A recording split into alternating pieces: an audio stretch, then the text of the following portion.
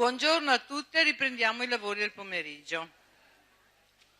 Senz'altro stanno arrivando le ultime persone che stanno pagando il conto alla cassa, ma il resto ci siamo. Iniziamo con i lavori del pomeriggio che sono coordinati da Fabiana Palù, che si sta finendo di organizzare. Chiamo immediatamente la Confartigianato Daniela Rader, Rosita Zuccaro, Francesca Torelli, Cristina Calzavara e Fabiana Palù. La Fabiana Palù si fa da coordinatrice e da relatrice, perché lei è brava il doppio e quindi deve lavorare il doppio. Ok, è multitasking e lo deve dimostrare. Buon lavoro e cerchiamo di mantenere assolutamente i 4 minuti. Inizia la Confartigianato perché ha problemi di orario. Ok, grazie.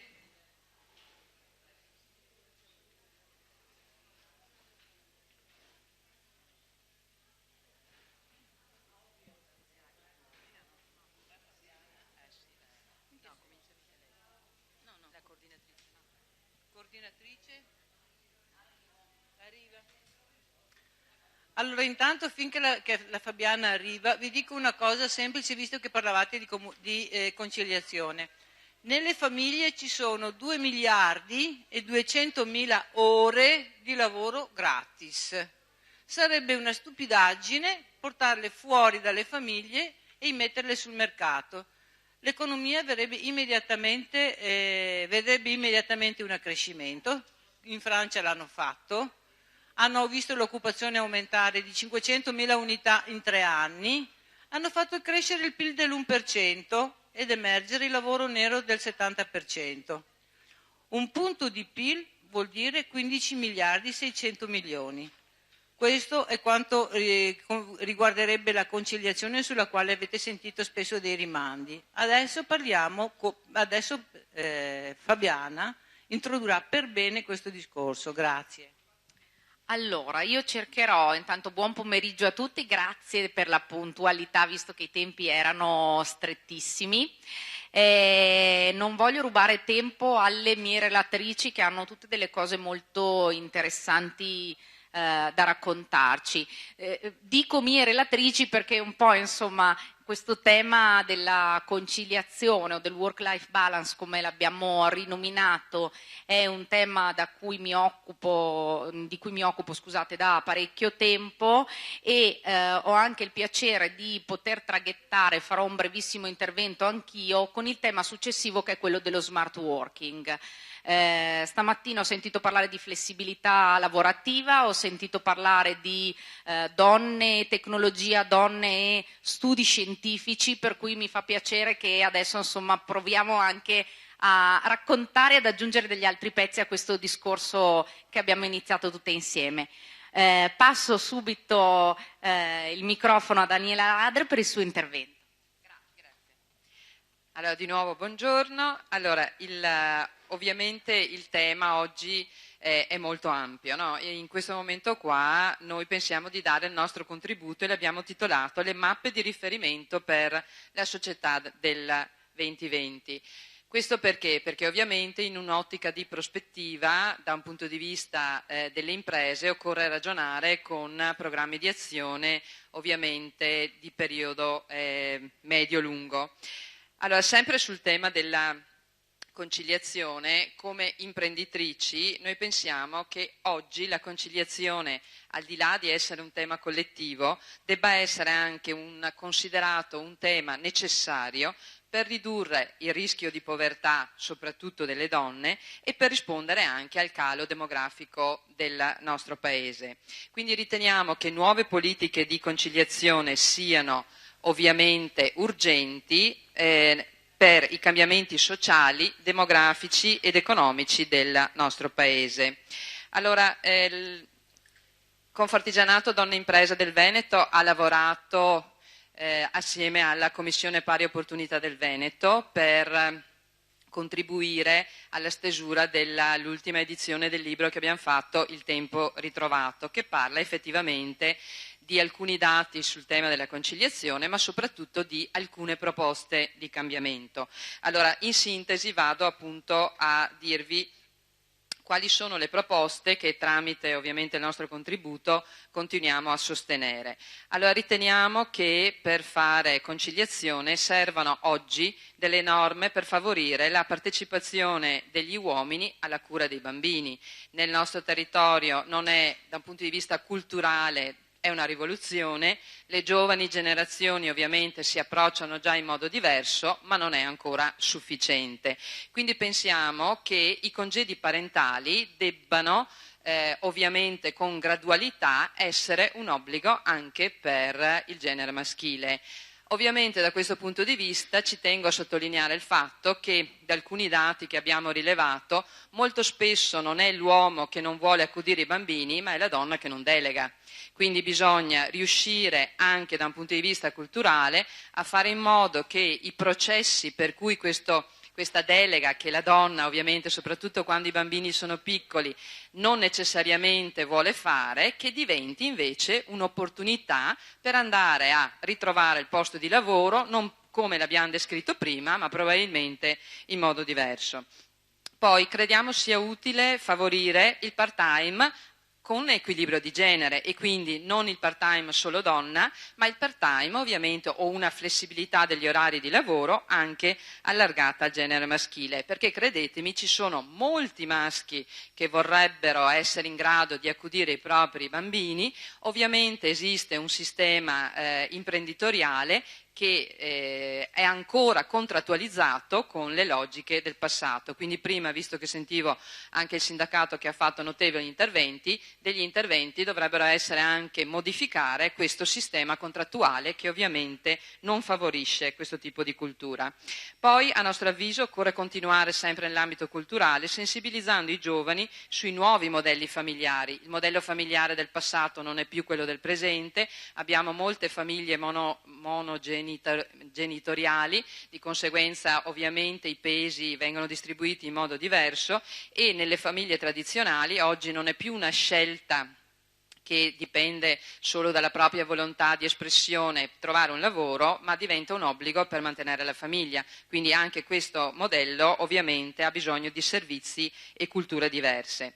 Però parliamo anche delle aziende. Cosa pensiamo devono fare le aziende? Io in questo caso rappresento le piccole microimprese, di conseguenza ovviamente come si diceva prima non abbiamo magari le risorse delle grandi imprese, però pensiamo che parlando di rete si possano individuare delle figure professionali adeguate che possano indicare ovviamente alle piccole imprese percorsi e strategie organizzative perché la conciliazione diventi un progetto e un vantaggio per l'impresa stessa. Poi le politiche devono essere pensate e realizzate in una logica di sistema, quindi non più interventi a spot che finora sono state buone prassi, ma occorre riorganizzarsi soprattutto nelle relazioni fra pubblico e privato e definire i ruoli in termini di conciliazione. La pubblica amministrazione, a nostro avviso, deve coordinare e controllare i servizi che possono essere favoriti anche alle piccole imprese, quindi creazione di nuove imprese nel terzo settore, ovviamente con sistemi di qualità che vadano a misurare quello che queste imprese riescono a fare. Occorre anche lavorare sulla modifica del settore dei trasporti, parlando del pubblico. Perché? Perché in realtà la conciliazione vuol dire anche non spreco il mio tempo ad andare in giro con un treno che non arriva mai o con un traffico che non mi permette di arrivare. Chiudo dicendo questo. Prima vi avevo un po' anticipato, noi pensiamo che fare conciliazione possa essere un investimento per l'impresa, quindi chiediamo che i contributi concessi o la detassazione per gli investimenti in innovazione che le grandi imprese hanno chiesto siano ovviamente allargati allo stesso modo alle politiche di conciliazione. Poi, per quanto riguarda i cittadini e i lavoratori, che la detrazione di una parte rilevante di quelle che possono essere le spese documentate e sostenute dalle famiglie, quindi rette, asili nido, contributi previdenziali domestici, al 70% possano essere detraibili dal reddito della singola famiglia. Poi occorre favorire la nascita di nuove imprese nel terzo settore perché i servizi, ovviamente, così come sono ora, non sono sufficienti. Grazie.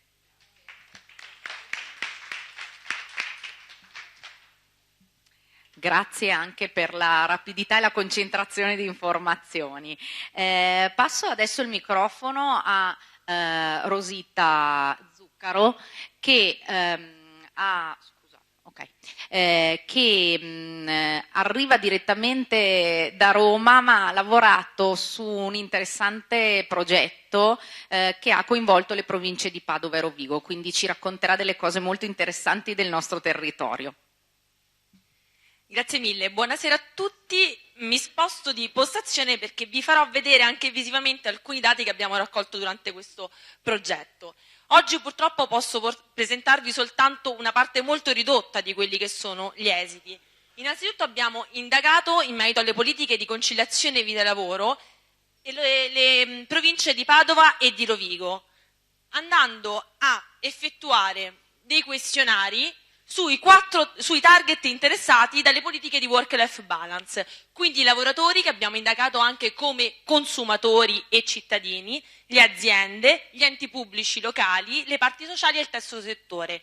Quest'oggi vi presenterò soltanto i dati relativi ai lavoratori e alle aziende. Per quanto riguarda i lavoratori e le lavoratrici abbiamo indagato un campione di 871 lavoratori e lavoratrici. Come vedete dal dato, la maggior parte hanno risposto donne.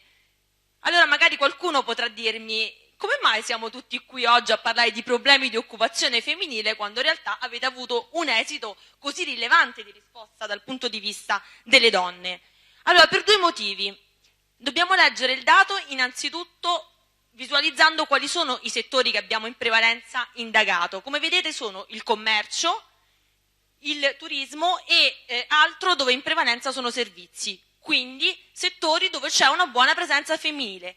E l'altro motivo è la tendenza ad appiattire le politiche di work-life balance soltanto come una questione di genere e una questione di pari opportunità. Quindi materialmente, dopo la sottoposizione dei questionari, abbiamo avuto più risposte da lavoratrici donne invece che da lavoratori uomini. Per quanto riguarda il campione, vede che la prevalenza non ha figli, il 58,3%, quindi anche questo dato ci deve far riflettere. Vuol dire che le politiche di conciliazione vita-lavoro non sono per forza legate soltanto a cure genitoriali, ma anche, e questo penso che sia un problema che accomuni molti in questa sala, il discorso di accudire un familiare disabile o un genitore anziano. Quindi quanto può essere importante un supporto in questo senso del secondo welfare.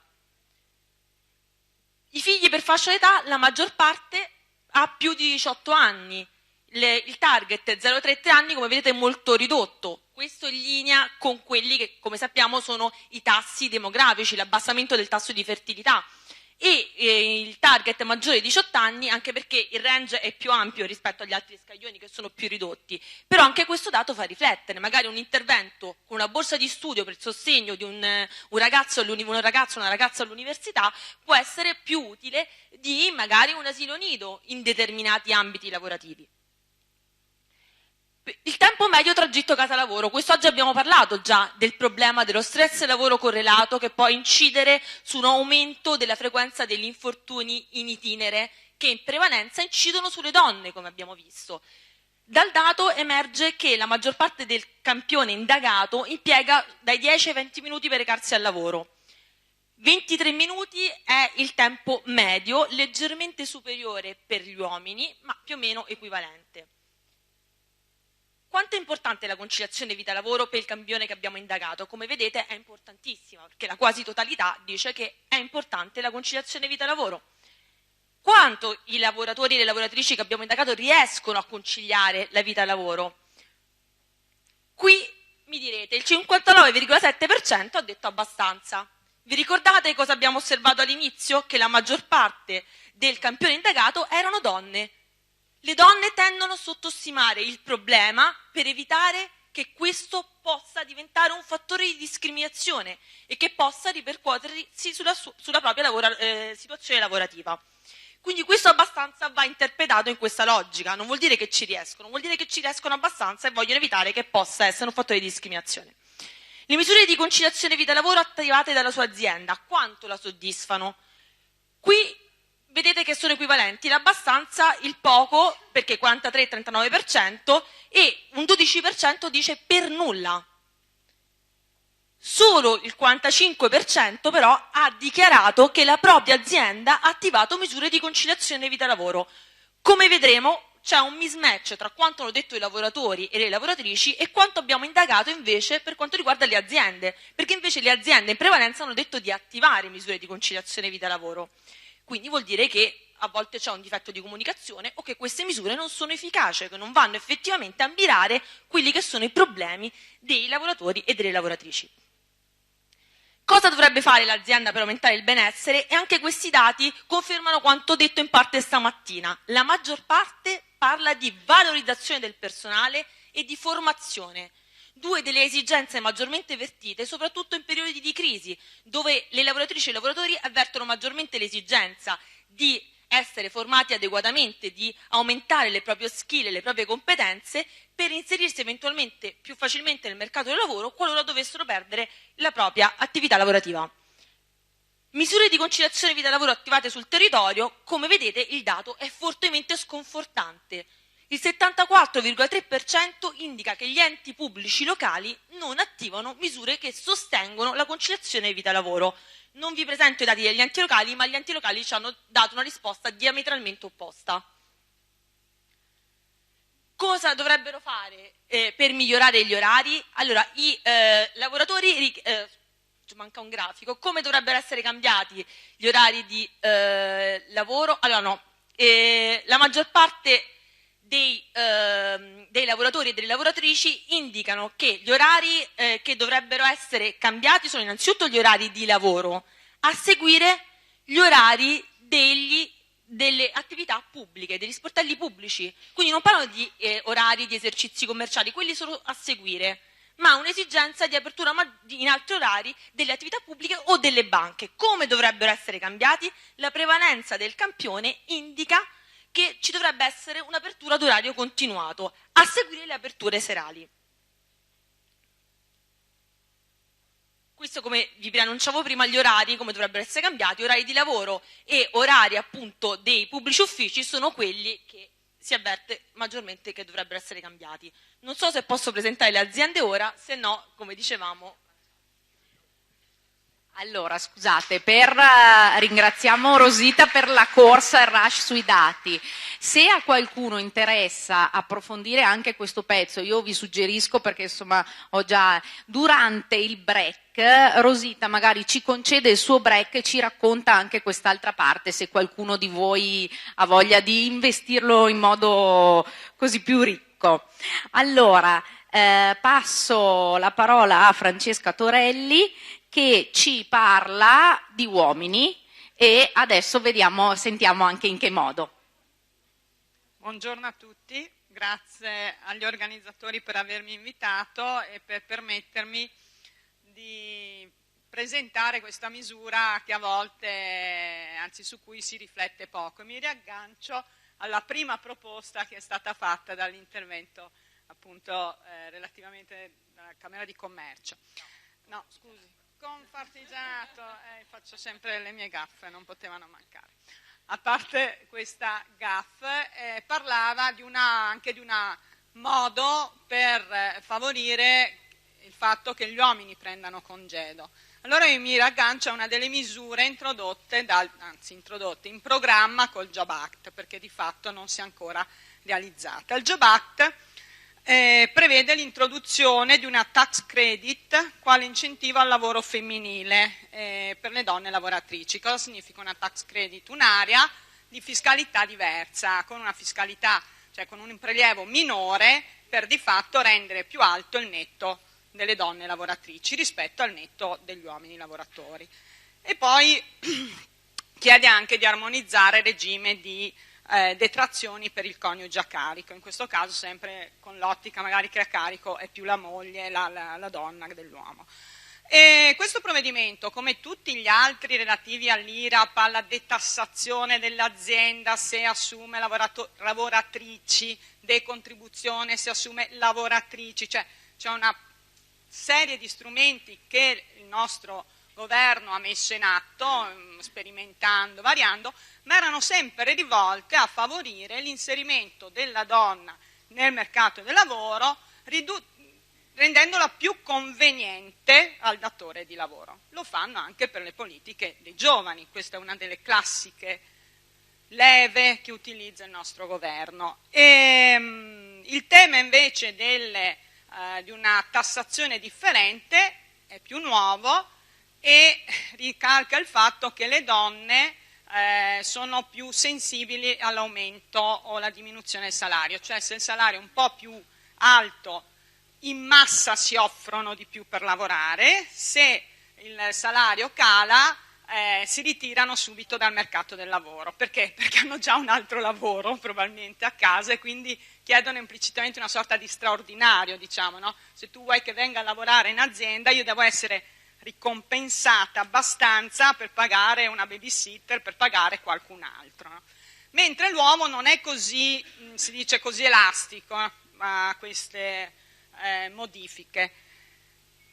Comunque queste politiche fiscali non considerano mai l'uomo. L'uomo viene sempre lasciato, io l'ho chiamato il terzo comodo, cioè non si tocca la fiscalità sull'uomo perché l'uomo è bene che vada a lavorare, non prenda congedi, che è il lavoratore comodo, il soggetto comodo per l'impresa, mentre io voglio aiutare l'impresa a prendere in carico il soggetto scomodo, quello che può essere meno presente. Alla base di questa filosofia c'è ti rendo più conveniente assumere la donna perché la donna è meno produttiva, perché sennò non ci sarebbe altra giustificazione.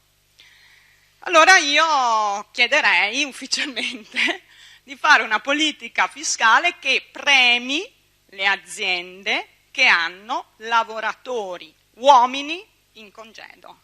Lavoratori uomini che utilizzano tutti quegli strumenti di flessibilità che ci sono per seguire carichi di cura a figli, genitori.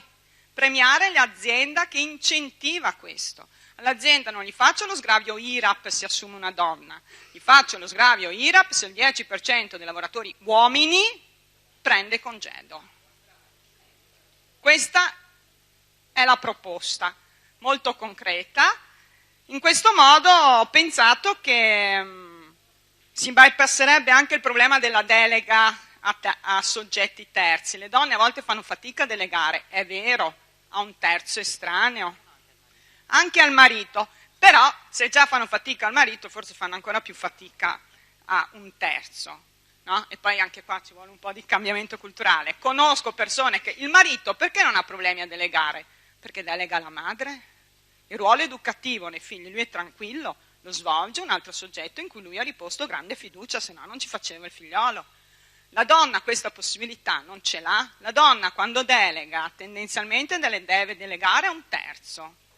E questo è un passaggio non banale, come anche per i genitori. Delegare alla badante o prendersi cura, specie se c'è un buon rapporto col genitore, è tutta un'altra cosa. Chiudo dicendo che questa modifica permetterebbe di avere donne più serene e tranquilli, aziende che magari pagano meno tasse e uomini padri attivi più soddisfatti e consapevoli.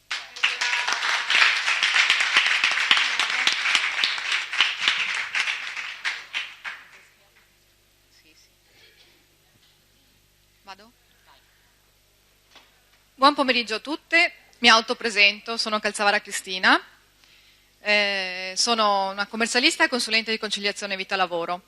Le mie colleghe che mi hanno preceduto stamattina e oggi mi hanno dato degli input, no, per collegarmi al ragionamento che voglio fare con voi oggi pomeriggio in 4 minuti. Si è parlato di voucher, si è parlato, Daniela Rader ha accennato alle detrazioni e Lucia Basso oggi, stamattina diceva non andiamo in cerca di cose, inventare cose nuove, magari ce le abbiamo già nel cassetto le cose e non lo sappiamo.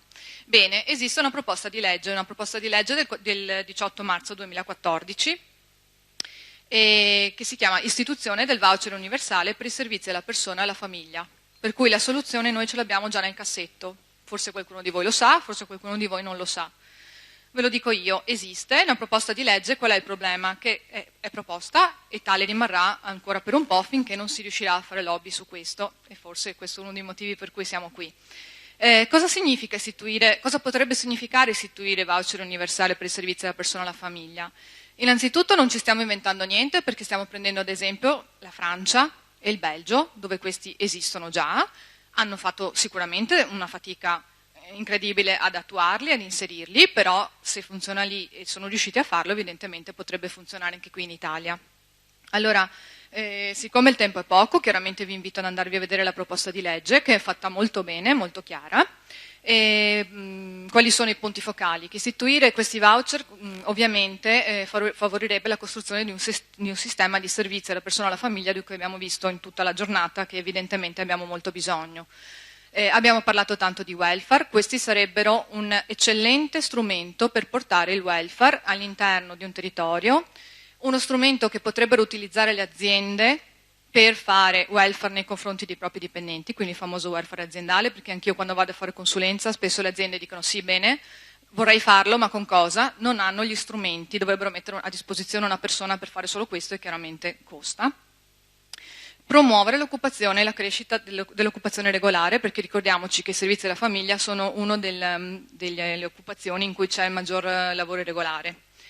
E ovviamente, chiaramente, dovrebbero essere sistematizzati questi voucher universali, standardizzati in modo che siano uguali per tutti. Non ricadiamo nell'errore dei voucher che abbiamo adesso, dei lavori occasionali difficilissimi da usare, per accedere bisogna chiamare l'INPS, c'è tutta una procedura burocratica molto lunga.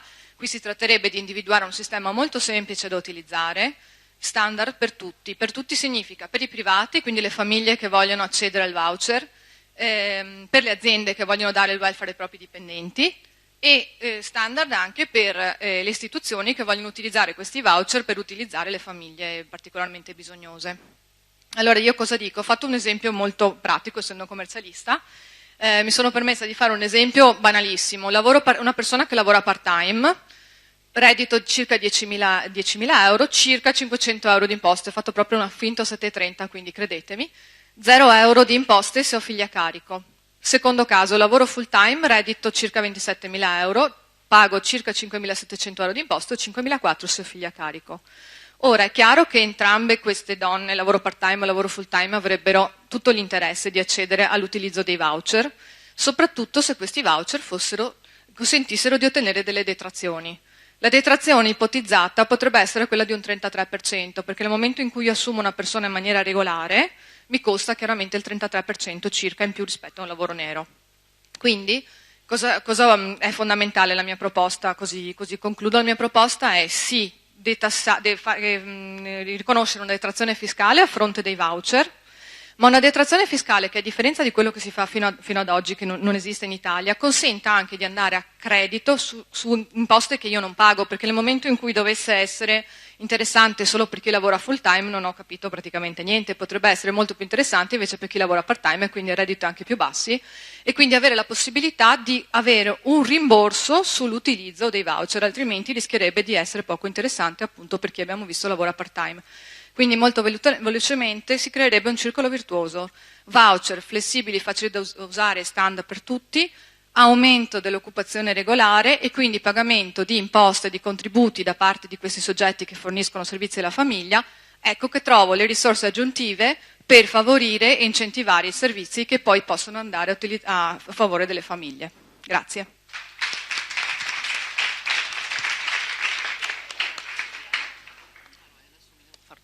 Chiedo a voi un attimo di pazienza perché sto tirando fuori la mia presentazione e quindi provo a fare tutte le cose insieme. Multitasking, sì, ha detto qualcuno. Anche se sono convinta che il multitasking faccia male, quindi secondo me non importa. Allora, se si carica e finché si carica la mia presentazione, no, non va. Direi che non va.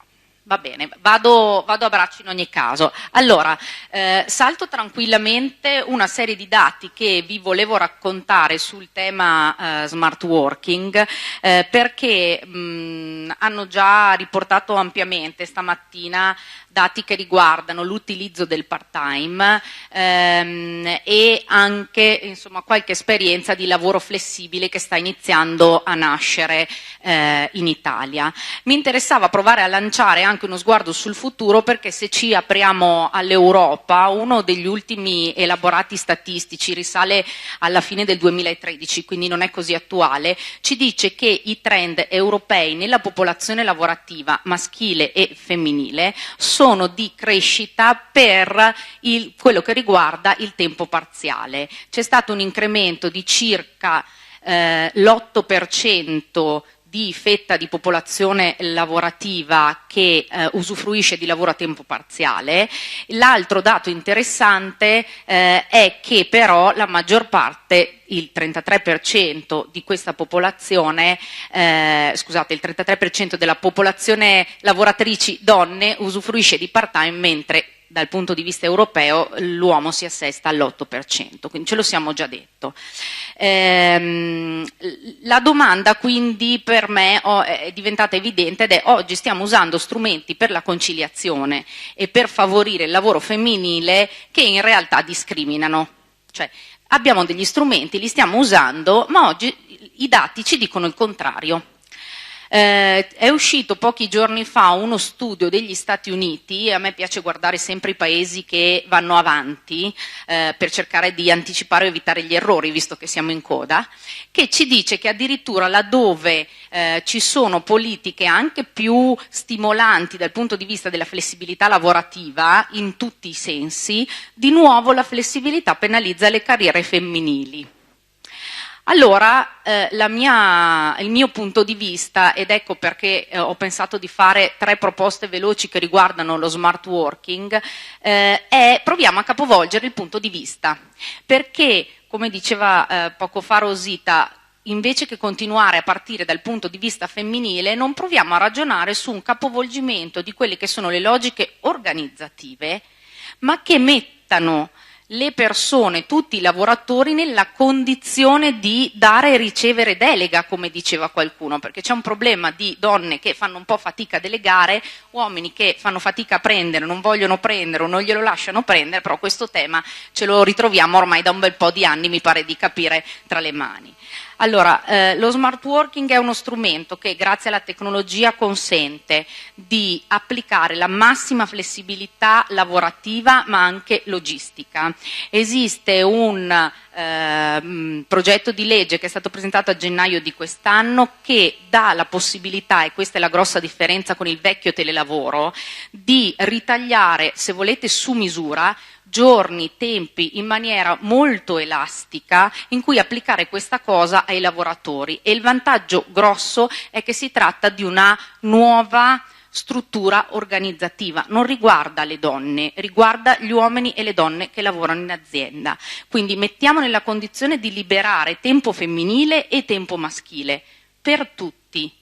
Quindi questo vale comunque. Non vi mostro dati perché sono impossibilitata, ma ve li posso raccontare, sono molti, sono ormai conclamati i benefici dal punto di vista economico per le aziende. Ci sono numeri che fanno girare la testa per le aziende che oggi in Italia lo stanno portando avanti. Ci sono benefici dal punto di vista della salute individuale, stress lavoro correlato, ma anche molto altro.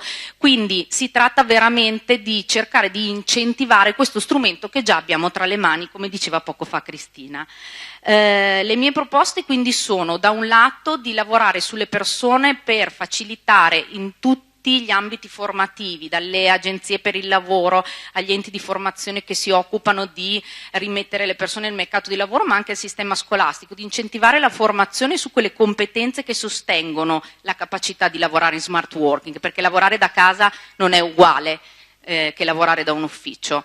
Per quello che riguarda invece le aziende, in qualche modo incentivare le aziende che applicano modelli di smart working sia agli uomini che alle donne in azienda, quindi tutto quello che può essere incentivo, sgravio fiscale, finanziamenti, oggi ce ne sono e il Veneto su questo sta lavorando molto, ma istituire un sistema premiante che vada a favorire chi lo applica su tutta la popolazione e invece per le istituzioni locali un maggior dialogo tra il mondo delle politiche sociali e il mondo delle politiche per il lavoro, perché spesso non si parlano e quindi non si riescono a chiudere come invece fanno altre regioni. Grazie, scusate.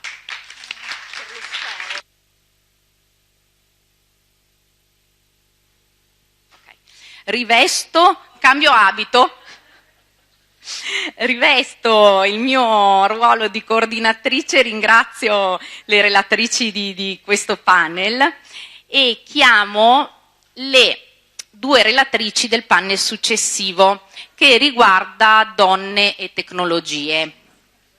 Quindi, grazie, certo. Allora, chiamo Annalisa Quaranta e Alfonsa Martelli.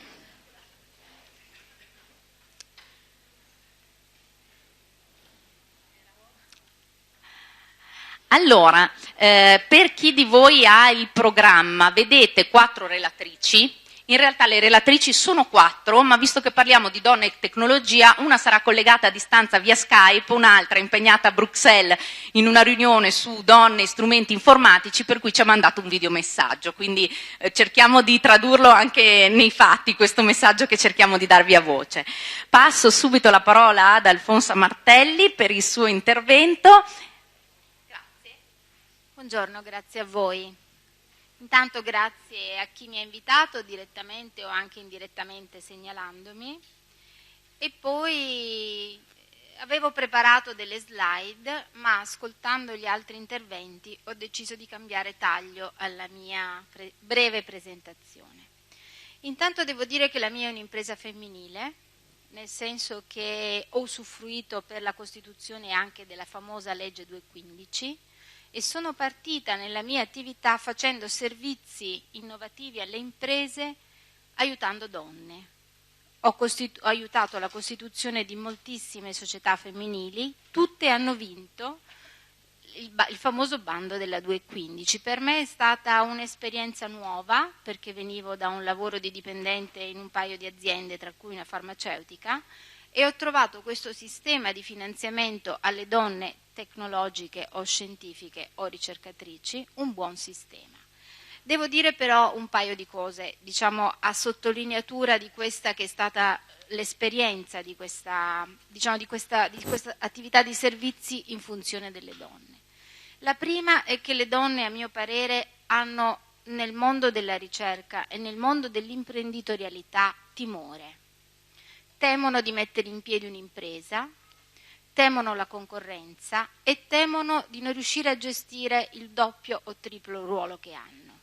Quindi, senza voler fare della falsa piangeria, dire che non ci sono gli asili, non ci sono i sistemi, non c'è questo, non c'è quello, personalmente ho avuto successo dando coraggio, cioè la spinta della 215 del finanziamento non era la spinta del denaro. Io per prima ho fatto una richiesta di finanziamento di 9.000 euro, dopo ne ho spesi oltre 60.000, quindi era come se avessi bisogno di qualcuno che credesse in me. Questo è un segnale forte che io vorrei dare.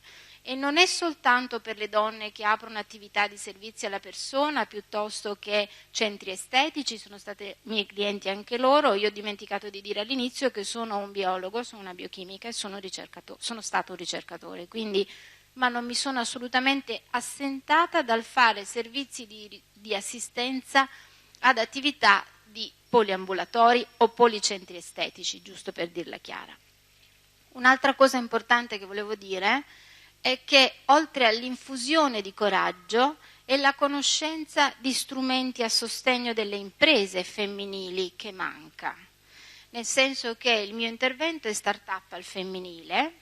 Ho usato questo termine startup perché anche se me ne occupo da anni, adesso è diventato di moda, prima era l'innovazione, poi adesso tra un po' sarà il trasferimento tecnologico, poi sarà Mago Merlino perché ci piace a tutte quante, insomma qualcosa ci inventeremo. Ecco. Quindi dal mio punto di vista start-up, spin-off, nuova impresa, Newco, sono tutte la stessa cosa.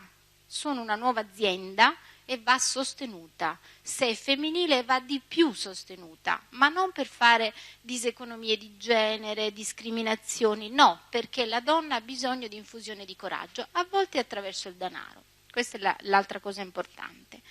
E poi volevo chiudere con un piccolo messaggino. È un dato che io porto ogni volta che mi invitano a fare delle testimonianze in convegni come quello di oggi, che è un dato del tutto tecnico. Su 560 premi Nobel assegnati in ambito scientifico, solo il 4% sono donne. Non è colpa degli altri, è anche nostra, perché pubblicare vuol dire anche pubblicare attraverso lo studio, e lo studio è una delle poche cose che si concilia con la vita familiare, perché di fatto lo studio non è solo quello nel laboratorio dove dobbiamo essere presenti per fare gli esperimenti, ma oggi è anche quello del coordinamento delle attività della sperimentazione. Queste sono un po' nella mia struttura. Io uso l'orario flessibile, diciamo forse illegalmente, nel senso che lo applico anche se i contratti non me lo consentivano. Ho fatto il telelavoro quando le signore, le mie collaboratrici stavano a casa, avevano i bambini a casa. Per me carrozzino in ufficio o telelavoro da casa non fa la differenza, perché la flessibilità, questa è la frase con cui vorrei chiudere, dal mio punto di vista la flessibilità c'è sempre stata se la leghiamo agli obiettivi. E la donna li sa raggiungere, che poi li raggiunga da casa o che li raggiunga dal posto di lavoro, l'importante è che li raggiunga.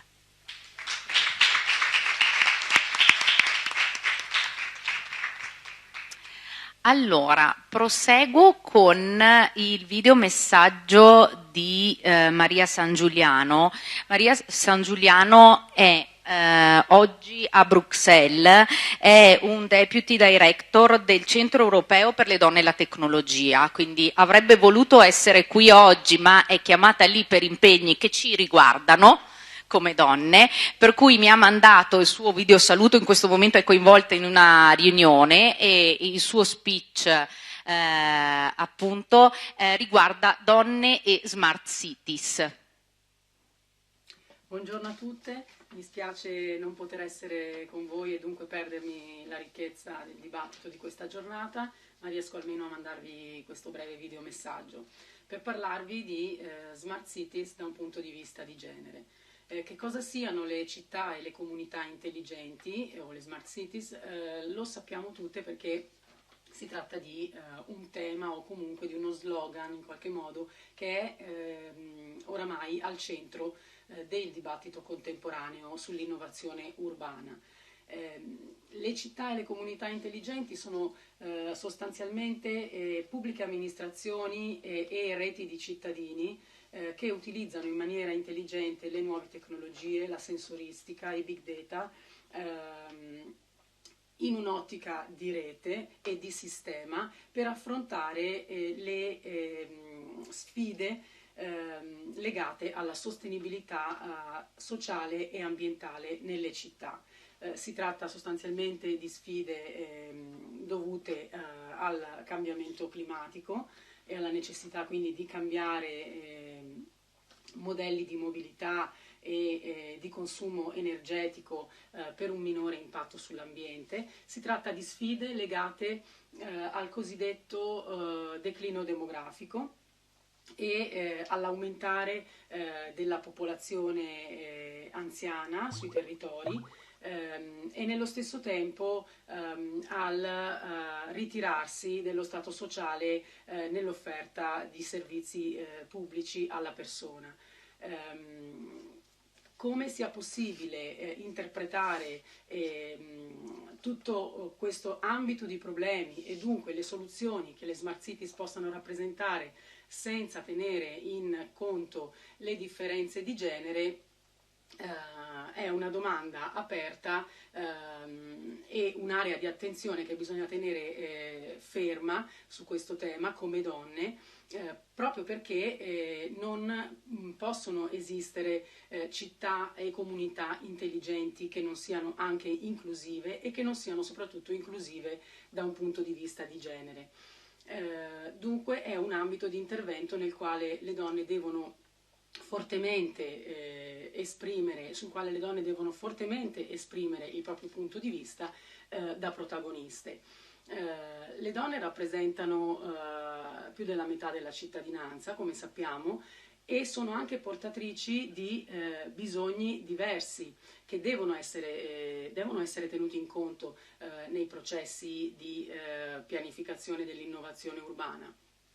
Ci sono tantissimi esempi che potrebbero essere fatti da diverse discipline di studi, dalla mobilità sostenibile sul territorio ai consumi energetici, nei quali si dimostra chiaramente come le donne esprimano modelli di mobilità differenti, ad esempio, e di modalità di accesso e di uso del trasporto pubblico o dell'auto privata diversi da quelli prevalentemente maschili, modi diversi di approcciare il tema del risparmio energetico, del consumo energetico, spesso mostrando una maggiore predisposizione verso forme più orientate alla sostenibilità.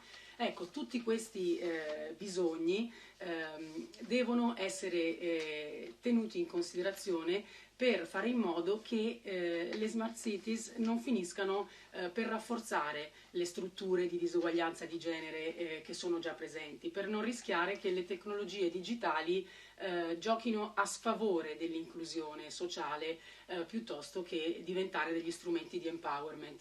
Con lo European Center for Women and Technology siamo attive su questi temi, in particolare attraverso la European Innovation Partnership for Smart Cities and Communities, coordiniamo il cluster sulla partecipazione civica e lavoriamo soprattutto su 3 assi, quello della partecipazione delle donne nei processi di coinvolgimento dei cittadini per la pianificazione urbana, quello del design delle tecnologie, delle nuove tecnologie da un punto di vista di genere e il terzo livello della promozione delle start-up digitali al femminile come elemento fondamentale per delle smart communities di genere ed inclusive. Stiamo lavorando molto sul territorio nazionale e regionale e a livello italiano collaboriamo attivamente con la rete Wister, ma anche ovviamente con il nostro punto di contatto nazionale italiano che è l'Università di Ca' Foscari e progettiamo su questi temi, per cui spero che ci manterremo in contatto per portare queste tematiche attivamente anche sui nostri territori. Grazie.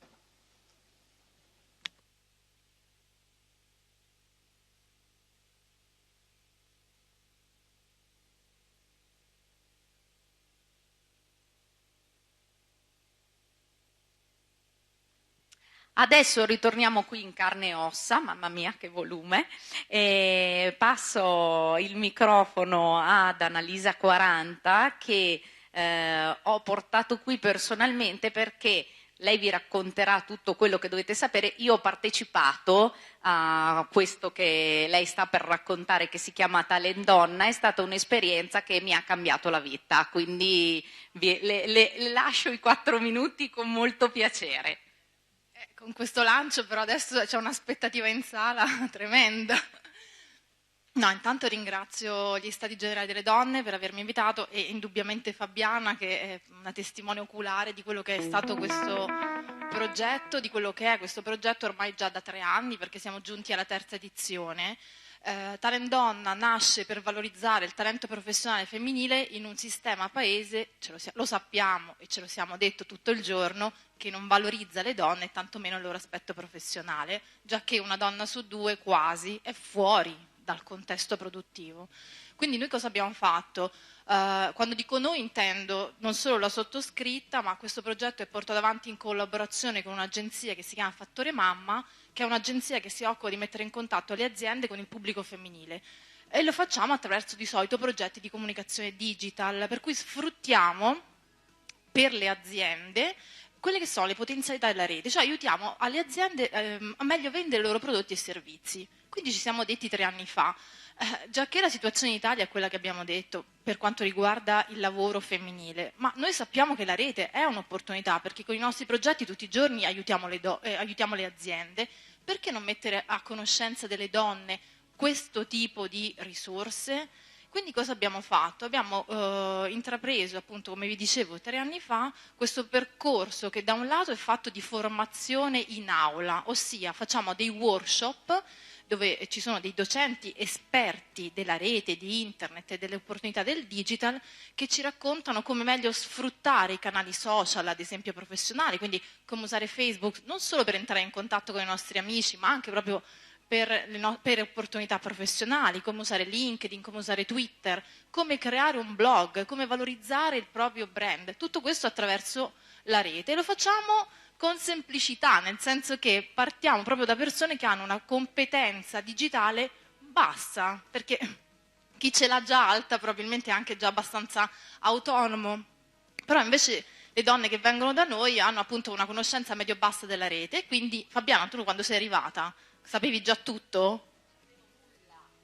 E quindi come ti sei trovata? A disagio oppure era appunto un livello tale per cui adesso oggi sei, diciamo, autonoma nel muoverti in rete?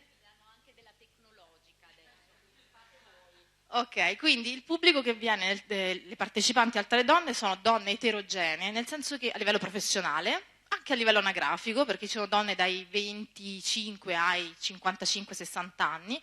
A livello professionale abbiamo donne che sono libere professioniste, piuttosto che microimprenditrici, start-upper, piuttosto che donne che sono in una fase di transizione, che magari si trovano in un momento di difficoltà, sono fuori dal contesto produttivo e vogliono rientrare e non sanno come. Quindi, dicevo, da un lato la formazione in aula che ci dà la cassetta degli attrezzi per aiutarci, ma dall'altro una formazione che a me piace definire informale, però è formazione. Organizziamo degli inspiring happy hour, cioè degli aperitivi in cui invitiamo donne e uomini a raccontare i loro percorsi professionali, perché se la formazione in aula è solo per le donne, questo non è per creare un ghetto, ma è per fare un progetto di pari opportunità, nel senso per dare un'opportunità in più a chi in questo momento non ce l'ha.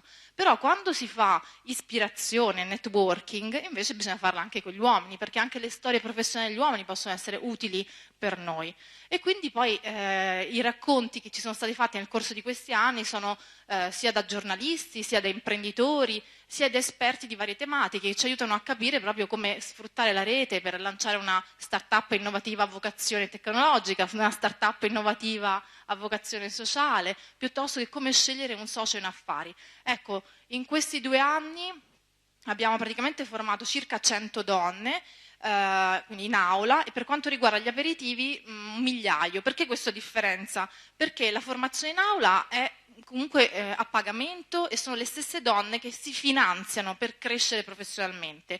Negli aperitivi invece noi li abbiamo resi gratuiti perché chiediamo la collaborazione alle aziende che di solito vendono i loro prodotti e i loro servizi alle donne, ma che invitiamo anche a sostenere un progetto di valore, perché è bello vendere un rossetto a una donna, sicuramente è un modo per valorizzarla, ma ancor di più è valorizzarla attraverso il sostegno di un progetto di senso. E Talent Donna è un progetto di valore, non sono io a dirlo in qualità di organizzatrice, lo sono le stesse partecipanti e i feedback che noi raccogliamo, le storie che io continuo a raccogliere di nuove sinergie che nascono tra di loro e di cui io poi ne parlo all'interno del blog di Donna Moderna.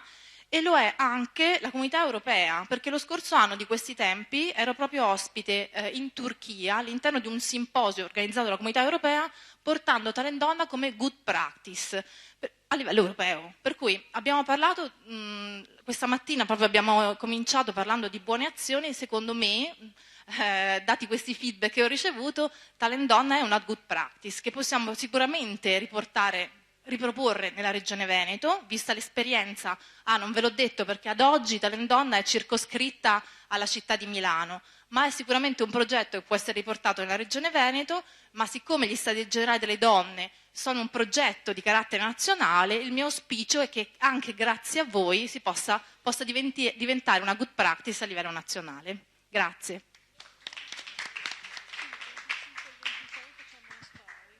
Volentieri.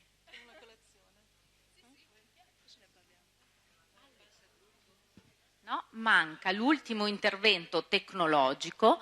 Non vedo Yolanda in linea. Attento. Vediamo.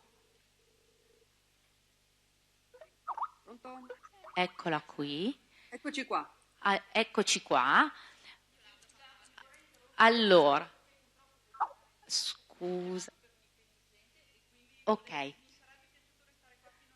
Abbiamo dei saluti in sala. Yolanda, ti ci diamo. Grazie.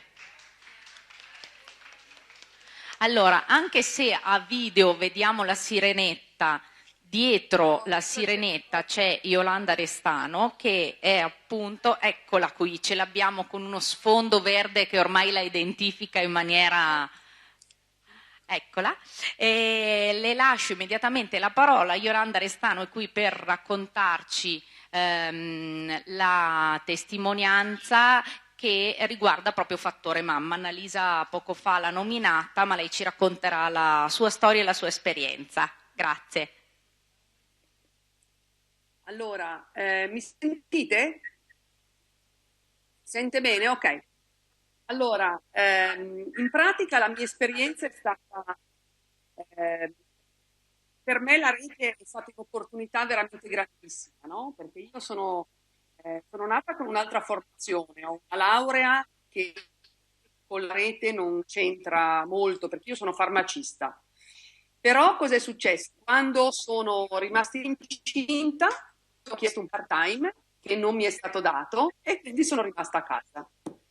E da lì è nata la mia esperienza sulla rete, perché io da casa ho cominciato a scoprire internet e le sue funzioni, come funzionava, e pian piano ho capito le opportunità che poteva darmi.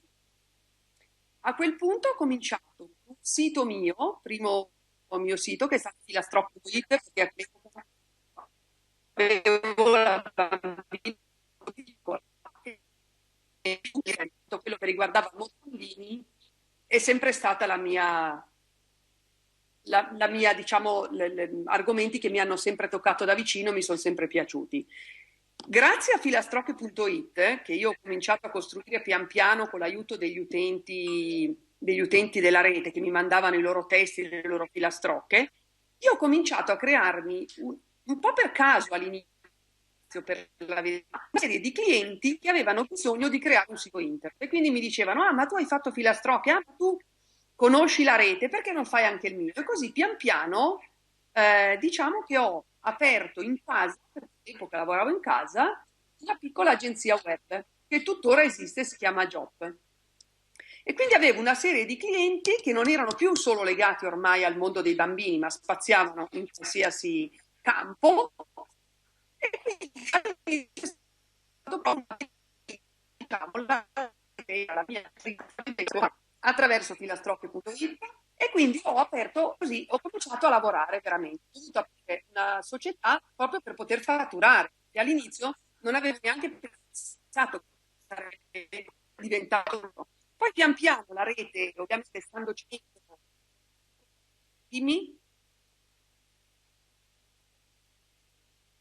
pesa troppo. Benissimo. Ok, mi sentite così? Ok. Allora godetevi la sirenetta. Allora, in sostanza cosa è successo? In seguito, dopo, ovviamente continuando a stare in rete, gestendo anche appunto i siti di altri clienti, eccetera, eccetera, ho cominciato a vedere che in rete, nel mio caso io osservavo le mamme erano molto presenti, no? Perché la rete è veramente una grande opportunità per risparmiare tempo, che per le mamme è sempre molto, diciamo, è molto utile per loro poter risparmiare tempo. E così ho visto che nascevano i primi blog, che nascevano le prime community, che le mamme erano molto attente nell'uso della rete, quindi si consigliavano, la utilizzavano per passarsi informazioni, per approfondire, per avere nuove opportunità di lavoro, fare networking, conoscersi tra loro, eccetera. E così mi è venuto in mente a un certo punto, grazie anche a mio marito, devo ammettere, abbiamo deciso di aprire questa società che si chiama Fattore Mamma, in cui oggi lavoriamo insieme anche ad Annalisa che è lì con voi. E questa agenzia è un'agenzia di comunicazione a tutti gli effetti, ma con un target molto specifico, le mamme. Cioè noi abbiamo una serie di clienti che sono interessati a parlare con le mamme e utilizziamo soprattutto nel nostro modo di comunicare i messaggi dei clienti, le mamme blogger, che sono mamme che utilizzano anche loro la rete per lanciare i loro messaggi, per appunto inventarsi un nuovo lavoro. Fattore Mamma cosa fa? Ha un'ampia serie di servizi di tutti i tipi, cioè siamo sia concessionari di banner, quindi banalmente mettiamo banner pubblicitari sui siti delle mamme blogger per mezzo per i nostri clienti. Facciamo eventi, che possono essere eventi fatti per noi, cioè proprietari di Fattore Mamma, oppure eventi fatti per le aziende, quindi portiamo magari le mamme in azienda a conoscere come nascono i prodotti, a commentarli, eccetera. Facciamo testare i prodotti, quindi abbiamo una community di mamme che collabora con noi e che a cui mandiamo dei prodotti e poi raccogliamo i loro consigli e le loro idee in merito a questi prodotti. Facciamo progetti particolari proprio per gli utenti, per i nostri clienti, quindi ci studiamo dei progetti o delle comunicazioni ad hoc a seconda del cliente e delle esigenze a cui ci troviamo davanti. Insomma, tutto questo per dirvi che la rete per noi mamme, ma per noi donne in generale, è un'opportunità veramente grandissima. A me avessero detto qualche anno fa che avrei lavorato in rete e sarebbe stato il mio mondo, mi sarei fatta una grande risata. Invece devo dire che pian piano, scoprendola e conoscendola sempre più a fondo, è veramente molto utile, ma sia per chi lavora dentro, sia anche solo per le conoscenze che ti dà e quindi per la community in cui puoi entrare e che può darti grandi opportunità anche per trovare altri lavori al di fuori della rete. Non è detto che tutto poi si fermi, può anche andare oltre. Grazie Yolanda. Questo è l'applauso della sala. Io ho voluto che ci raccontasse un po' la sua storia perché il punto di partenza, un part-time non dato, visto che stamattina ne abbiamo parlato, ha portato a questo. Allora forse l'idea che spesso noi donne abbiamo bisogno di incoraggiamento, di una spinta prima di buttarci, anche la storia di Yolanda ce lo testimonia. Su questo, quindi nel mondo imprenditoriale ma anche nel mondo informatico, e io ne sono una testimonianza perché ho conosciuto molte delle persone che sono in questa sala proprio grazie alla rete internet. Grazie Yolanda, è stato un piacere. Ciao.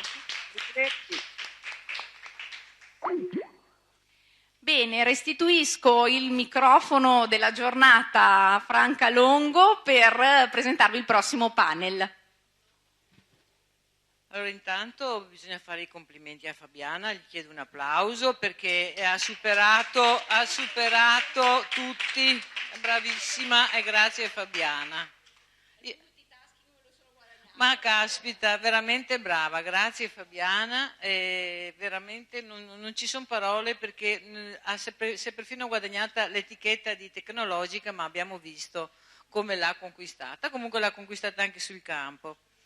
Il prossimo gruppo è rivolto al territorio e lo coordina Manuela Bertoldo, architetto dell'Istituto Nazionale di Urbanistica, come adesso vedrete, Daniela Zambelli, Alessandra Buzzo che ha mandato una sua sostituta e comunque il tema è molto importante, Claudia Scanzella che non so se è presente ma ha mandato il suo elaborato, e Nadia Cario per la toponomastica femminile.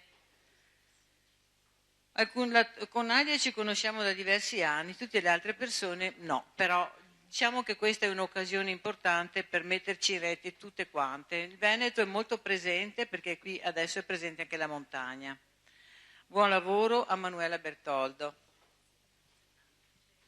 Grazie.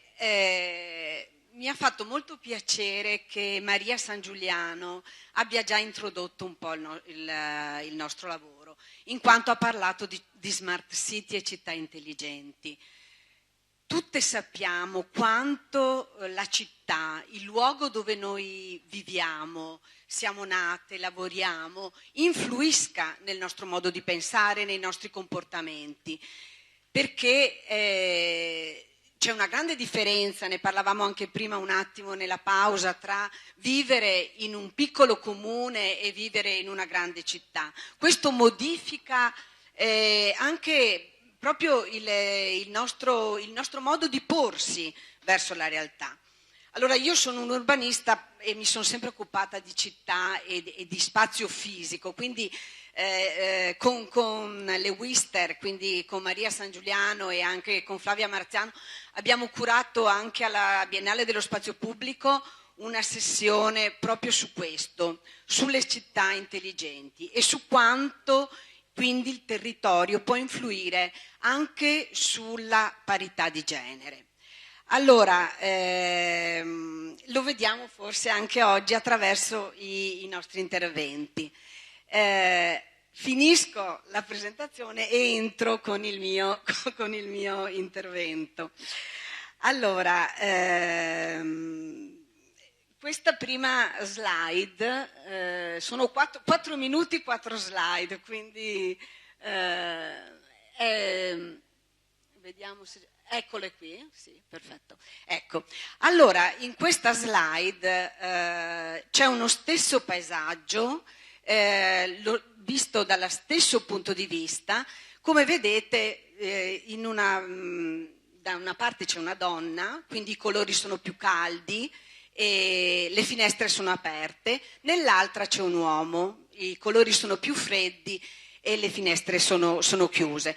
Questo perché ci sono delle differenze nella realtà, ma noi pensiamo che se teniamo conto di queste differenze, anche l'interpretazione della città diventa senz'altro più ricca. Allora, le donne non hanno progettato le città, non progettano le città, ma sono quelle che più le usano, sono quelle che più utilizzano gli spazi pubblici, in quanto portano i bambini a scuola, fanno la spesa, si occupano degli anziani. Quindi sono quelle che sanno dare anche una valutazione. Se un servizio funziona per una donna, vuol dire che funziona anche per i bambini e per le popolazioni più deboli. Nell'altra slide c'è una dichiarazione presa dalla Carta europea delle donne nella città in preparazione della conferenza di Pechino, e come vedete questa affermazione, dopo 20 anni le cose non sono molto cambiate purtroppo nella realtà, però adesso abbiamo tantissimi studi, tantissime ricerche che ci dicono cosa vogliono le donne e qual è una città al femminile. Allora le donne, come si diceva prima, utilizzano di più gli spazi pubblici, sono quelle che vogliono più verde, vogliono più giardini, vogliono più piste ciclabili. Le donne sanno benissimo quanto influisce una determinata illuminazione o una localizzazione di un servizio. Quindi, se noi teniamo conto di questo, abbiamo un contributo importantissimo. Nell'altra slide, come vedete, io uso sempre questo esempio, è banalissimo, sono 2 strumenti di uso quotidiano, un passeggino e una panchina. Allora, chiunque di noi abbia avuto un bambino o ha dovuto accompagnare un disabile sa con una panchina, con un passeggino quanti tipo di barriere si trovano. Allora, valutare l'accoglienza e il funzionamento di una città con un passeggino ci fa capire quanto questa città è a misura di donna, di bambino. La panchina invece ci indica quanto un luogo pubblico, ad esempio, è accogliente.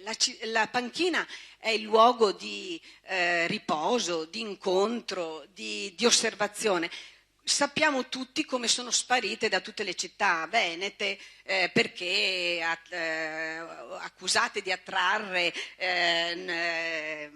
senza fissa dimora, drogati, eccetera.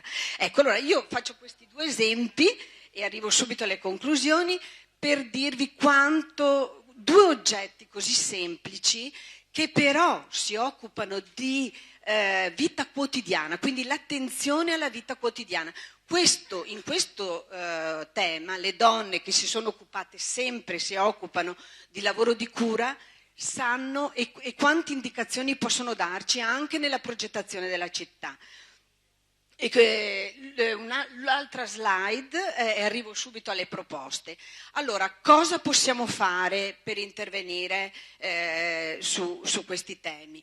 C'è un livello che è quello normativo e quindi gli enti preposti alla legiferazione delle leggi che riguardano il territorio, quindi piani regolatori, piani degli orari, piani dei servizi. Ecco, in questo la regione, le amministrazioni comunali hanno un grosso ruolo e su questo noi abbiamo cominciato un percorso grazie alla Commissione Pari Opportunità del Veneto, speriamo di poterlo continuare per arrivare proprio a dare degli indicatori di genere, quelli di cui parlava prima Maria San Giuliano, agli amministratori, perché noi sappiamo come vorremmo le città e quindi vorremmo suggerirglielo.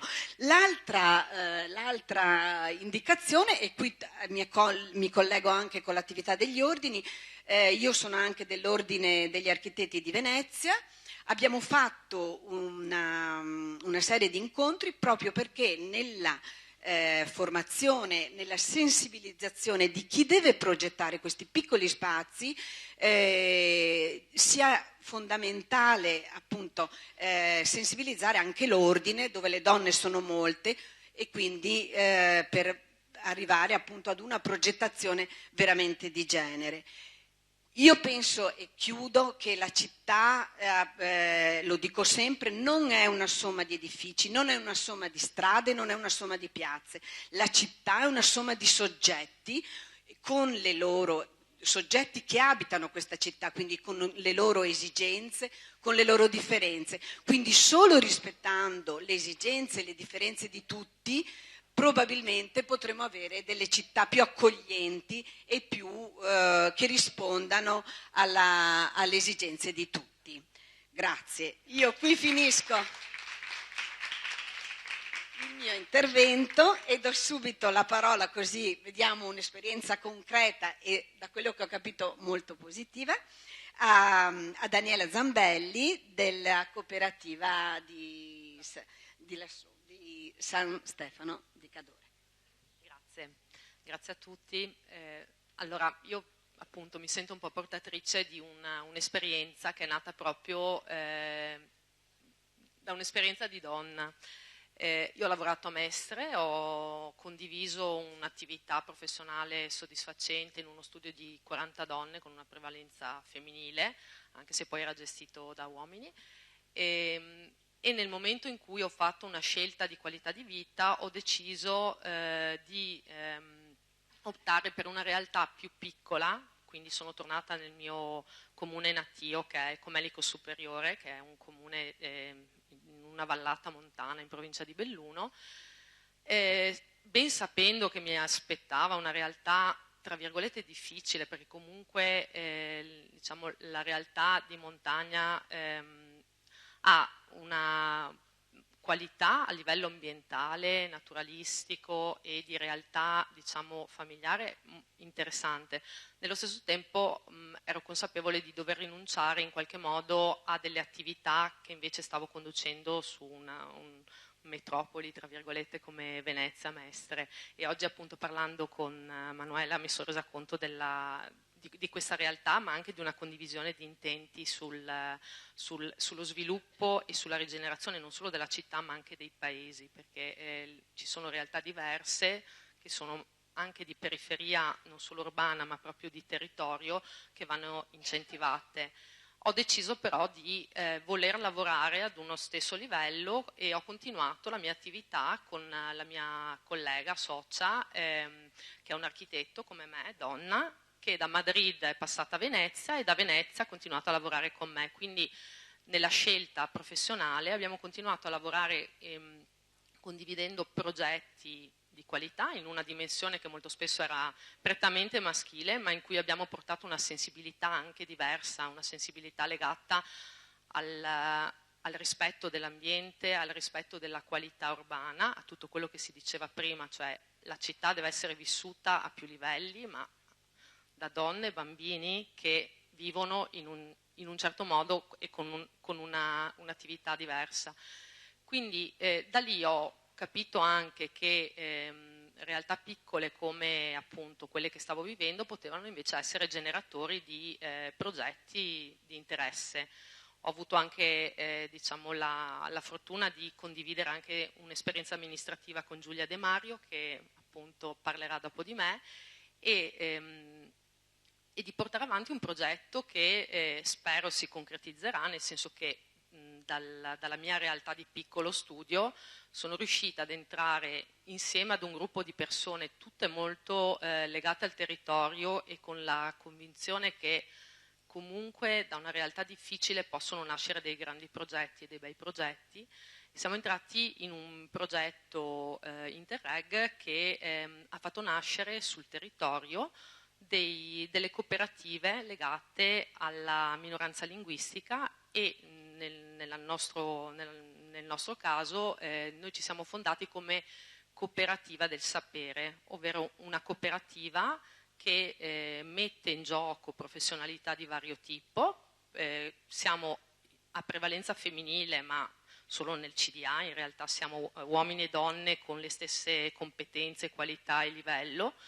Abbiamo messo al centro della nostra attività la persona e il territorio. Questo vuol dire che tutto quello che stiamo facendo lo stiamo facendo per costruire un alto livello di qualità lavorativa che si spenda per il territorio. Quindi dal geologo alla laureata in giurisprudenza, a chi si occupa di storia e conservazione, agli architetti, agli urbanisti, tutti lavorano su progetti a più livelli. Ovviamente siamo una start-up, nel senso che è 6 mesi che ci siamo fondati, però con la piena coscienza che la cooperazione e la rete sono fondamentali, soprattutto a fronte di tutti i discorsi che sono stati fatti oggi, a fronte proprio di realtà difficili o anche realtà in cui le donne vogliono lavorare in una dimensione che è familiare, cioè io ho la possibilità, me la sono costruita, di avere mia figlia vicino e lavorare mentre comunque condivido degli spazi con lei, in mancanza magari di un asilo, ma ci stiamo lavorando, cioè stiamo cercando appunto anche di attivare tutti quelli che sono dei servizi, ovviamente con progetti legati a ricerche di contributi e attività che permettano anche a supporto degli enti la possibilità di creare questi progetti. E quindi su questo passo anche la parola a Giulia. Perfetto, sentiamo allora adesso un'assessora. Bene, buongiorno a tutti. Il nome che leggerete dietro di me sarà Alessandra Buzzo. Purtroppo non ha potuto essere presente perché questa settimana è stata, travolta da una serie di eventi, perché al 99% sarà uno dei 2 rappresentanti della provincia di Belluno in Consiglio regionale, quindi voi capite che questi primi giorni sono abbastanza concitati. Quindi vi dovrete accontentare di me. Io mi chiamo Giulia De Mario, ho 33 anni, ho studiato fuori e vivo in Comelico. Lavoro in Comelico e sono appunto un rappresentante di un'amministrazione. La nostra amministrazione, la nostra lista civica si chiama Uniti per il Bene Comune. Il Comune di Santo Stefano, a partire dallo scorso anno, è guidato per la seconda volta da una sindaca. E devo dire che è tra l'altro la prima sindaca che c'è stata sul territorio. Nel 2009 Alessandra Buzzo è stata eletta appunto come primo sindaco donna di una vallata di 6 comuni, circa 7.000 abitanti. In questa seconda tornata elettorale vi è una fortissima presenza di donne che siedono in consiglio comunale e questo naturalmente ci fa molto piacere perché rappresenta quello che è anche l'impegno concreto delle donne all'interno del bene pubblico, della gestione del bene pubblico. Inoltre durante la precedente fase amministrativa si è scelto di valorizzare l'importanza della presenza femminile e si è pertanto prevista la parità di genere fra gli assessori, anche se questo non è obbligatorio trattandosi di un comune sotto i 3.000 abitanti. Pertanto in giunta siedono un uomo ed una donna, perché gli assessori siamo solo 2. Quindi sì, è proprio... fa ridere, però purtroppo i problemi dei piccoli comuni sono gli stessi dei problemi dei grandi comuni, quindi affrontarli in 2 o affrontarli in 4 fa la differenza. Le scelte che abbiamo seguito nel corso dei precedenti 5 anni che stiamo seguendo adesso sono scelte che preferiamo non etichettare come scelte rosa, ma come scelte eque e hanno determinato comunque nel corso di questi anni un occhio di riguardo nei confronti dell'universo femminile. Pertanto abbiamo aderito allo sportello donna, abbiamo istituito il servizio dello psicologo del territorio che ha purtroppo evidenziato delle problematiche conosciute come problematiche di violenza domestica e di discriminazione. Però vorrei sottolineare come lo psicologo del territorio sia una scelta che abbiamo fatto su sollecitazione di un uomo. Questo secondo me è stato un bel momento perché effettivamente siamo riusciti a trovare un punto di incontro e non è un uomo qualunque ma è il presidente di una regola. Le regole da noi sono delle comunioni familiari di antico diritto che a partire dalla loro ricostituzione negli anni 50 prevedono la rappresentatività all'interno delle singole frazioni solo degli uomini delle famiglie originarie del paese. Quindi voi capite che nel momento in cui un uomo rappresentante di un ente di questo tipo si rivolge a una donna sindaca, l'unica del territorio, già solo il fatto che riusciamo a creare lo sportello dello psicologo del territorio è una grande soddisfazione per tutti. Inoltre, una cosa a cui stiamo cercando di lavorare, Daniela lo sa bene, dal 2009, è la realizzazione di un micronido. Questa è una cosa che magari a voi sembra molto semplice, ma lassù noi ci siamo trovati a combattere con sindaci uomini che sostengono che la donna deve restare a casa a lavorare, che il marito fa 50 km andare, 50 km a tornare dal lavoro e quindi non è indispensabile il nido. È stato comunque bello notare come in questi anni si sia creato un movimento in Comelico, il Comelico che è direi agli estremi confini del regno del Veneto, e comunque siamo riusciti a creare un bel movimento e questo è stato particolarmente evidente a novembre quando è venuta in Comelico la commissione interministeriale Stato-Regioni per la valutazione delle aree interne. Le aree interne nel territorio del Veneto sono 4 e sono delle aree che vengono considerate particolarmente lontani dai centri di servizi.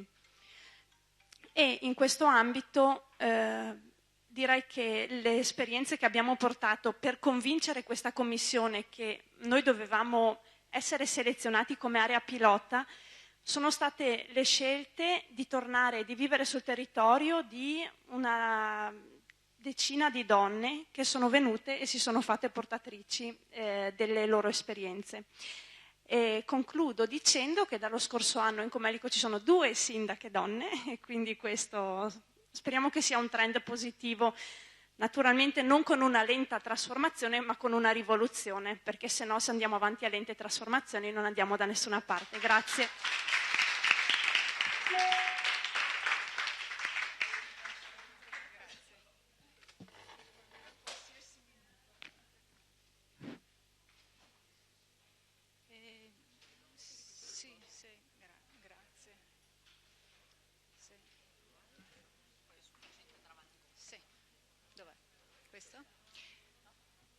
Buonasera a tutte, sono Nadia Cario, co-referente dell'Associazione Toponomastica Femminile per la Regione Veneto.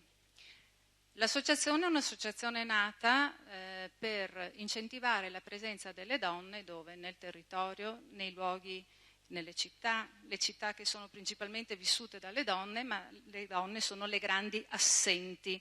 Allora, per ovviare a questo problema è nato prima un movimento e poi un'associazione per aumentare la presenza femminile. Dove? Nelle intitolazioni delle strade. Siamo partiti dal censimento di tutti i comuni d'Italia e abbiamo registrato una presenza del 5% femminile a livello di intitolazioni di strade. La Regione Veneto come siamo messi? Siamo messi un po' maluccio, nel senso che per quanto riguarda la Regione Veneto abbiamo... Come riesco a vederlo più grande qui? Beh, nella Regione Veneto tra circa le 70.000 strade censite, 1.430 sono intitolate a donne e 24.484 a uomini, quindi un 2% di presenza femminile e un 34-86% di presenza maschile, con ovviamente un enorme sbilanciamento a favore maschile. Cosa succede? Succede che è nato un movimento appunto per cercare di fare prima di tutto la riscoperta delle presenze femminili nei territori. Ci sono sempre state le donne che si sono date da fare, donne illustri, donne competenti e donne preparate. Allora, da questa analisi cosa succede? Vediamo intanto come sono le categorie delle intestatarie. Prima di tutto religiose, madonne e sante, circa un 50%. Poi c'è il nutrito gruppo di maestre, pedagoghe, insegnanti, benefattrici, scrittrici, poete, attrici, artiste e cantanti. Sono poche le politiche e le partigiane ricordate nelle nostre strade. Delle lavoratrici si ricordano due casi interessanti, sono due levatrici di paese, Onorina Scanferla e Maria Artusi, la manager Marisa Bellisario, l'editrice tipografa Teresa Gattei, la merlettaia che diresse un laboratorio creando posti di lavoro a Burano, Cencia Scarpariola, poche le altre. Cosa succede? Da questa attività di toponomastica femminile che serve ad aumentare la presenza non solo a livello delle strade ma anche nei posti dove si decide, sono nate una serie di azioni, ad esempio concorsi per le scuole di ogni ordine e grado. Quest'anno c'è stata la seconda edizione con circa 40 istituti a livello nazionale che hanno partecipato per far emergere le presenze femminili dei singoli territori e poi proporre ai comuni l'intestazione di una strada o di una piazza. Percorsi di formazione e educazione al rispetto delle differenze in modalità blended learning, sempre in collaborazione con altri enti e associazioni. La pubblicazione di percorsi di genere, itinerari didattici in ottica di genere, Roma, Palermo, Versilia, Albano Laziale. Quello che ritengo sia emerso da questa giornata è la necessità di avere una forte identità individuale ed identità di genere. È un tentativo di risposta alla sollecitazione che faceva questa mattina e per quanto riguarda bisogna che ci diamo da fare, che tutti quanti partecipino. A livello della Regione Veneto, nonostante il concorso, ad esempio, nazionale abbia il patrocinio del Senato, nessuna scuola ha partecipato. Poi essere presenti come toponomaste all'interno delle commissioni toponomastiche dei comuni, quindi siamo presenti a Napoli, Roma, Licata, Sassari, Modena, Sulmona, Rometta. Sono stata presente nella commissione di Padova, solo che poi l'hanno rifatta nuova e c'era una presenza troppo spingente, quindi si sono orientati altrove.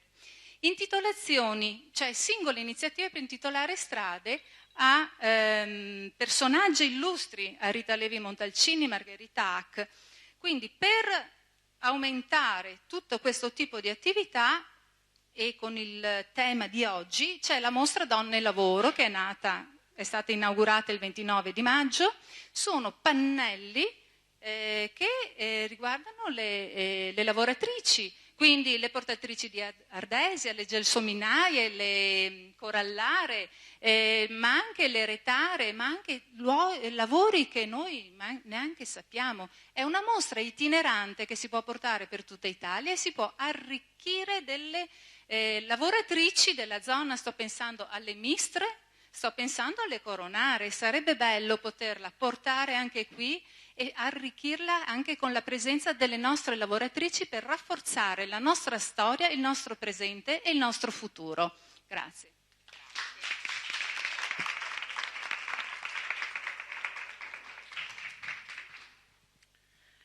Ringrazio Cristina Greggio, che è stata lei a formare il gruppo del territorio e quindi ci ha portato le ospiti che vediamo al tavolo. Gli spunti sono stati estremamente interessanti anche in questa occasione e le ringrazio perché hanno fatto parecchia strada per venire qua, cioè non è dietro l'angolo la montagna, e neanche Santo Stefano di Cadore, dove di solito vado in vacanza, quindi so quanta strada si fa, ecco, e anche che ecco.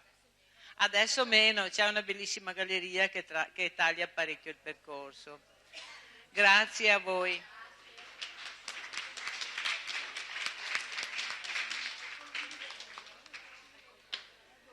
Adesso chiamo Gabriella Camozzi del Centro Veneto Mestre, Daniela Rossi della Fidapa e la Flora Grassivaro della Federazione Donna per la Pace.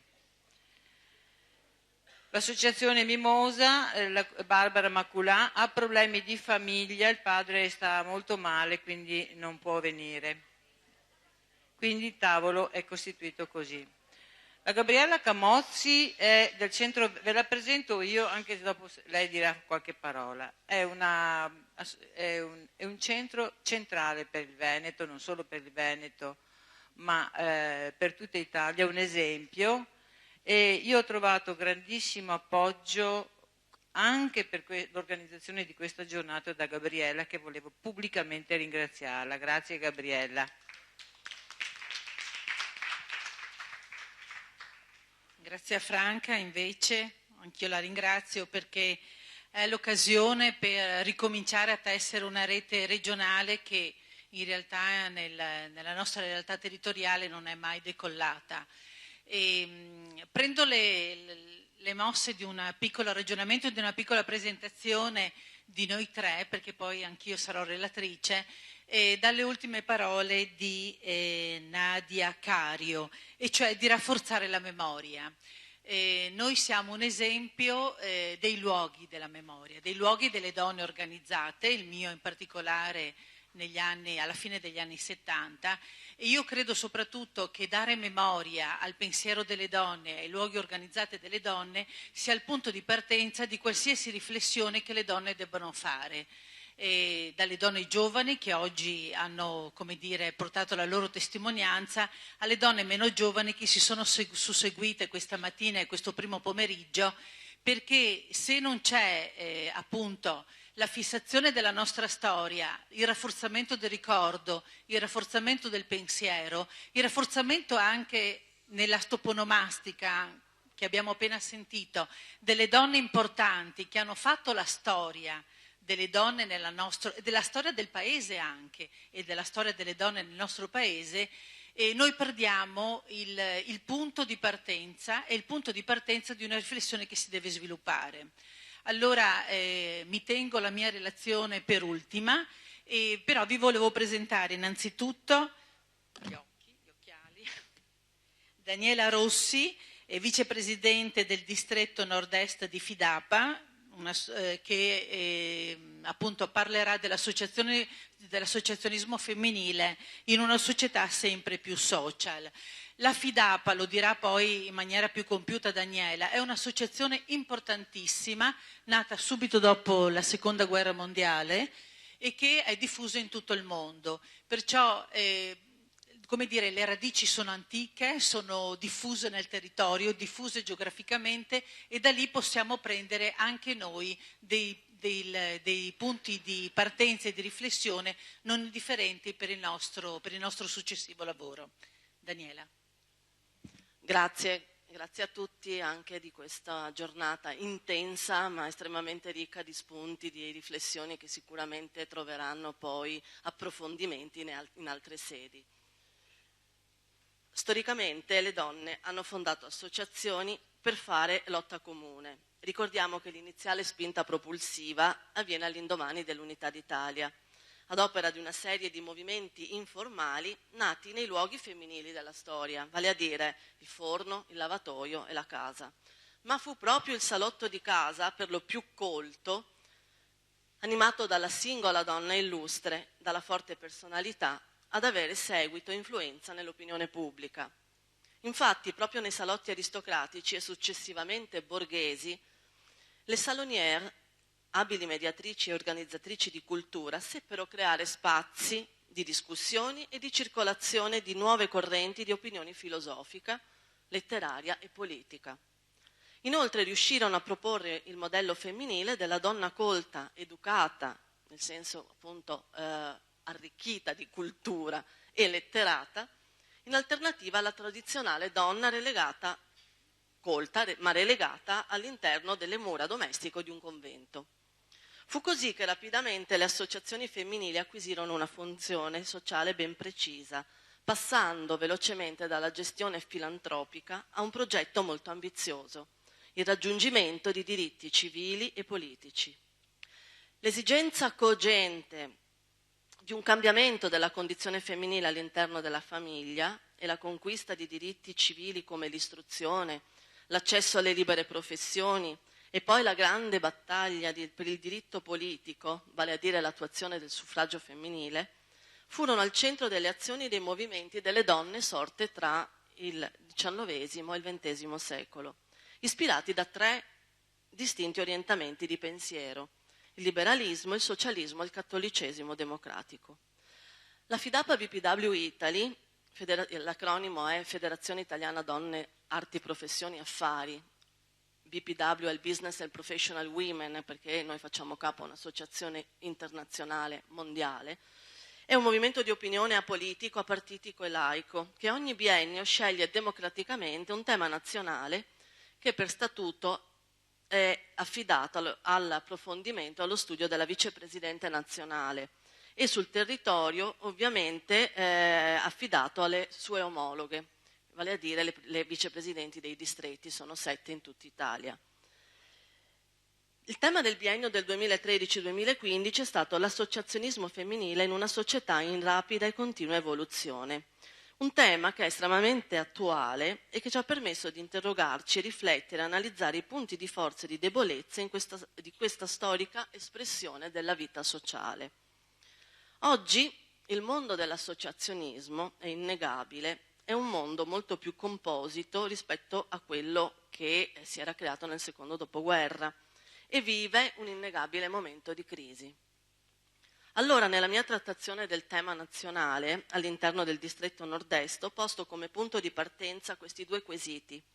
Le associazioni femminili hanno perso il radicamento sul territorio in un momento di disgregazione come quello che viviamo? È possibile riallacciare i fili che legano il presente e il passato? È emerso che siamo in una fase di grande cambiamento epocale in cui le donne sono consapevoli dell'enorme patrimonio di competenze e di valori di cui sono portatrici. Pertanto l'associazionismo femminile deve necessariamente aprirsi a una nuova stagione di impegno ma di rinnovamento. La scommessa per il futuro è persa se il movimento delle donne non sarà capace di interpretare le istanze del benessere quotidiano femminili e maschili, attenzione, quindi aprirsi ovviamente anche alla partecipazione maschile, che provengono dalla cittadinanza. Le donne non possono e non devono abbassare la guardia perché i diritti ereditati, grazie all'impegno delle precedenti generazioni, non sono ereditari.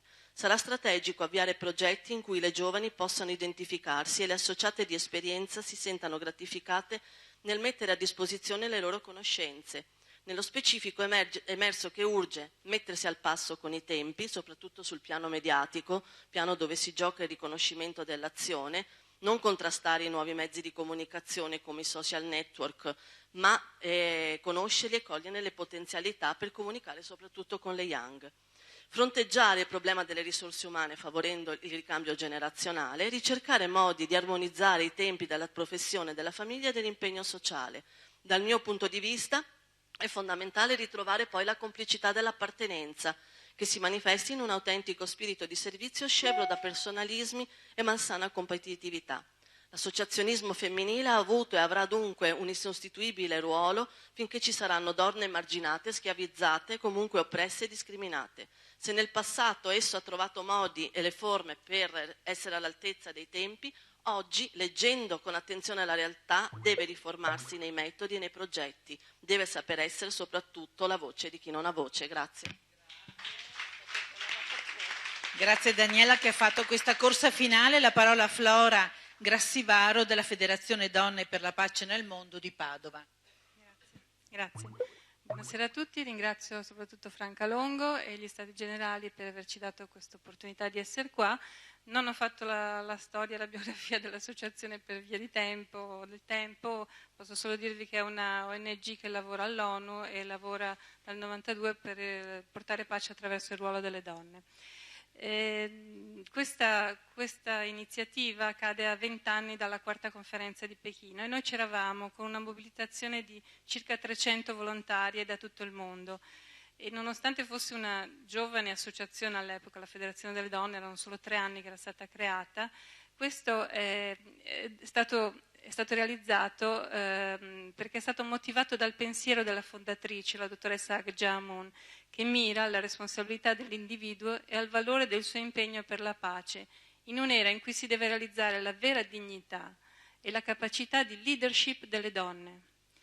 Anche se le donne sono essenziali per un futuro di pace, attualmente sono quasi totalmente escluse dai processi decisionali che riguardano la risoluzione delle zone di conflitto e sono spesso vittime di violenze inaudite, ma anche se conoscono a fondo la problematica, solo il 3% degli accordi di pace è firmato dalle donne e solo l'8% vede una componente femminile nei negoziati che li precedono, quindi capirete che non c'è l'apporto delle donne in tutto questo. E solo il 12% del corpo diplomatico è femminile, nonostante sia riconosciuta la capacità femminile di relazione e di mediazione. Infatti nel peacekeeping e in tutte quelle quella fascia di attività la donna è molto richiesta, perché si sa appunto che la pace e la sicurezza a livello mondiale non sarà possibile senza la partecipazione delle donne. Se non sono rappresentate manca infatti il 50% della popolazione e non è poco. E così viene eliminata la componente femminile e si trascura la sensibilità, l'esperienza, la prospettiva di una parte essenziale della società. Le donne in posizioni decisionali possono condizionare le abitudini culturali, esercitando i loro peculiari contributi di creatività, solidarietà, realismo e empatia. Nella riunione ministeriale del G8 le donne sono state definite potenti agenti di pace e sicurezza e sottolineiamo quindi quanto sia importante accrescere la consapevolezza dell'esigenza di una maggior partecipazione femminile alla governance mondiale. La Federazione delle Donne non è solo un'associazione che opera per i diritti delle donne, bensì un movimento di pace globale che agisce su un livello nuovo, elevando lo status delle donne e rendendole consapevoli del loro valore complementare all'uomo. Quello su cui noi puntiamo è la complementarietà con l'uomo. Nel XXI secolo sarà quindi centrale l'impegno delle donne, capaci di realizzarsi mantenendo la propria identità e le proprie caratteristiche in collaborazione con il mondo maschile. Le donne sono individui indipendenti, che riflettono l'aspetto femminile della natura di Dio e devono avere un ruolo centrale nella storia mondiale per un'equilibrata leadership. La nostra proposta è un network che possa lavorare in solidarietà con donne leader e organizzazioni e ONG di ogni paese per impegnarsi nel costruire un percorso di pace, un percorso capace di stabilire la pace mondiale. Grazie.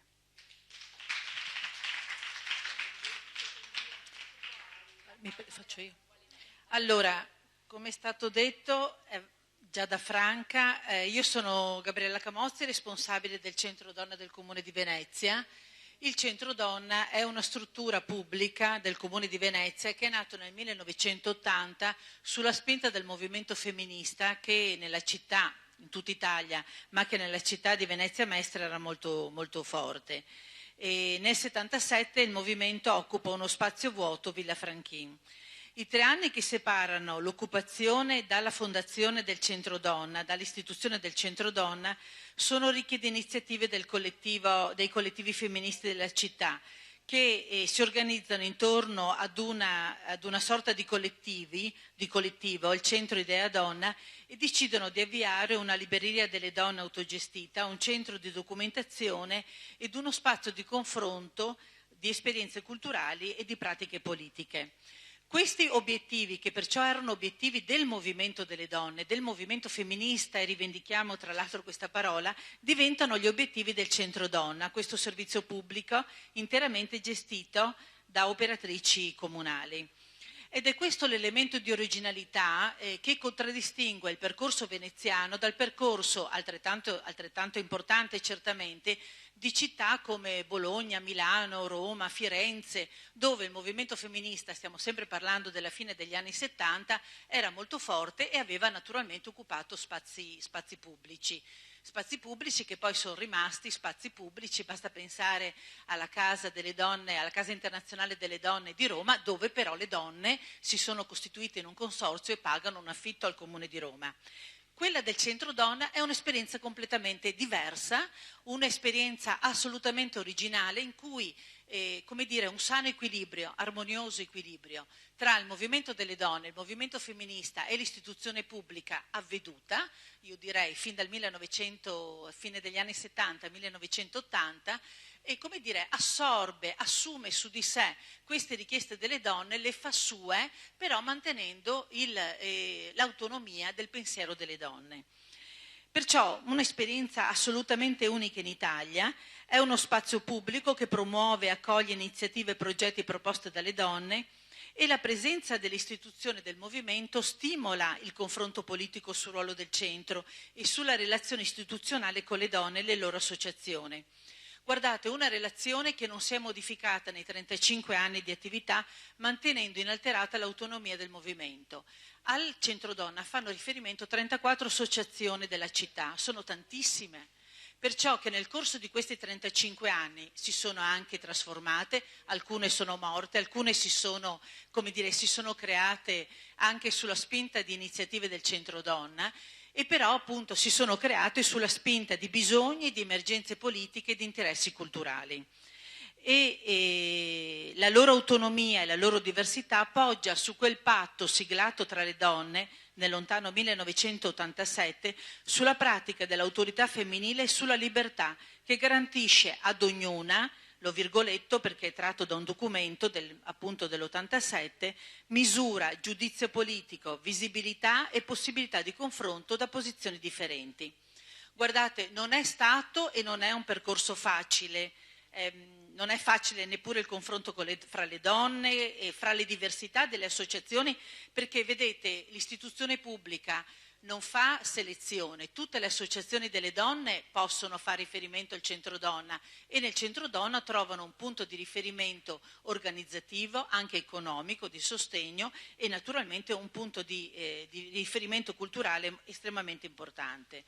Nel corso di questi 35 anni, come potete immaginare, si sono susseguite molte assessore anche delegate alla condizione femminile di diverse provenienze politiche, che naturalmente hanno diversamente connotato gli indirizzi del centro, però tutte, e in questo senso mi riferisco a tutte le provenienze politiche, hanno difeso le caratteristiche fondamentali, l'originalità dell'esperienza, l'autonomia del pensiero delle donne, travolta anche in contrapposizione con i colleghi maschi che non hanno mai capito la particolarità di questo servizio, che non ha, non segue il percorso dei cosiddetti servizi pubblici che si occupano di temi sociali nel senso classico della parola. L'attività importante svolta dalle operatrici comunali ha garantito il fare quotidiano del centro come un punto di riferimento non solo delle associazioni ma anche delle singole donne. Ha custodito la memoria del movimento, ha salvaguardato la pratica politica della relazione tra le donne, ha garantito accoglienza, sostegno e ospitalità alle donne vittime di violenza e di maltrattamento, ha orientato le donne in cerca di occupazione, è un punto di riferimento per le donne straniere, nostre concittadine che imparano la lingua italiana e che intrecciano relazioni tra loro e con noi. Ecco, io credo, e questo lo lascio come punto di riferimento e come proposta a tutte voi e ovviamente a questa nostra giornata di lavoro intensa, che sia arrivato a maturazione, un po' seguendo anche il pensiero di Daniela, del rinnovo del patto tra le donne, per confermare la volontà di autonomia e di relazione istituzionale, per dare cura a ciò che sembra sorgere e organizzarsi spontaneamente, ma che invece diventa e necessita continuamente di intenzioni e di volontà.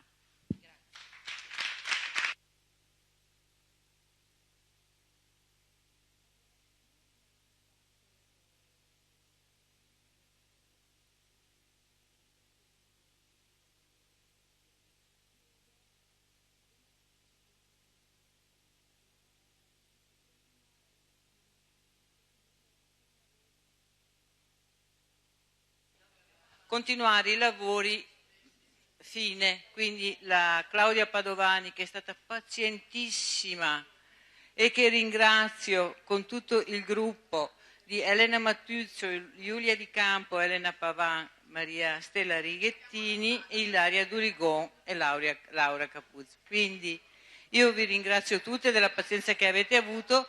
Adesso completiamo con questo gruppo e poi c'è la realtà delle associazioni. Grazie. Grazie Claudia.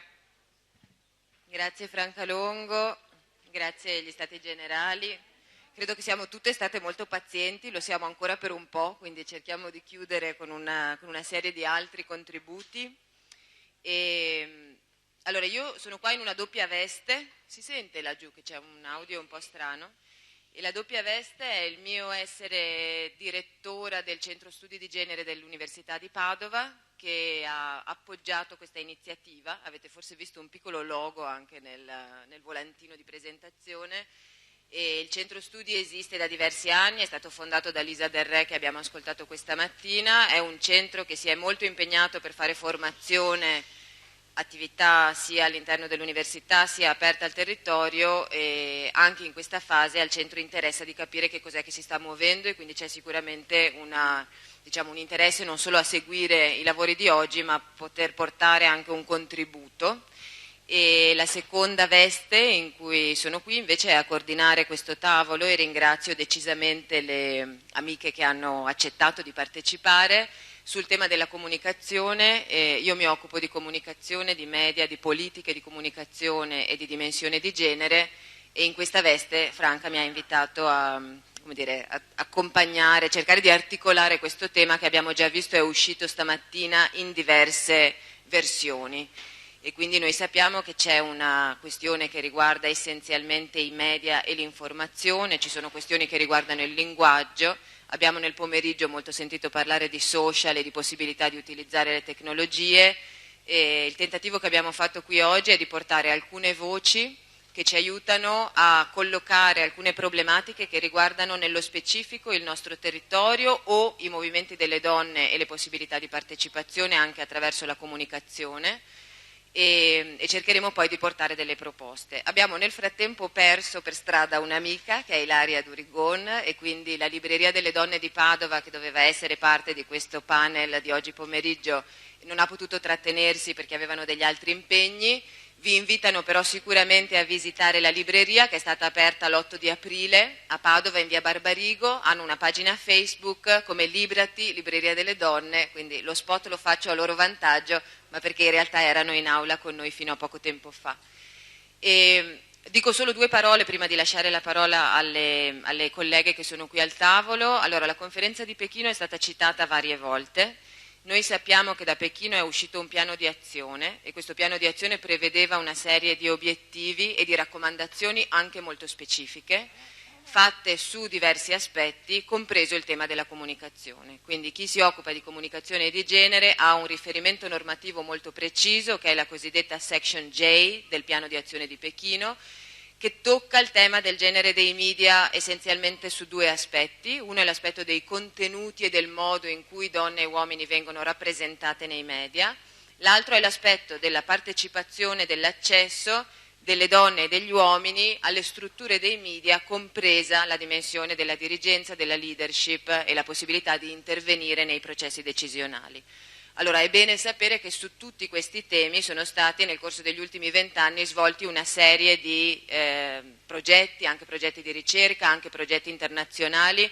Diciamo, abbiamo molti dati, abbiamo una serie di conoscenze che sono state sviluppate. Cito solo per chi avesse interesse uno dei progetti internazionali più noti, si chiama Global Media Monitoring Project, ed è un progetto che dal 1994 in poi è stato svolto ogni 5 anni per monitorare il ruolo e la rappresentazione delle donne nei mezzi di informazione. Alcune delle persone sedute a questo tavolo hanno partecipato il 25 marzo scorso alla 5ª edizione di questo progetto, che quest'anno ha coinvolto 130 paesi del mondo. Quindi insieme con l'Osservatorio di Pavia, noi l'Università di Padova abbiamo coordinato il gruppo italiano. Entro settembre contiamo di avere non solamente il rapporto globale, ma anche un rapporto nazionale che ci darà dei dati aggiornati Sono però dei dati che si misurano con 20 anni di dati precedenti, e questo solo per il mondo dell'informazione. Allora la cosa che a me interessa è, partendo dalle conoscenze che noi comunque abbiamo su quali sono le problematiche, sfruttare i 4 minuti che sarebbero state della Libreria delle Donne alla fine di questo giro del tavolo per fare delle proposte.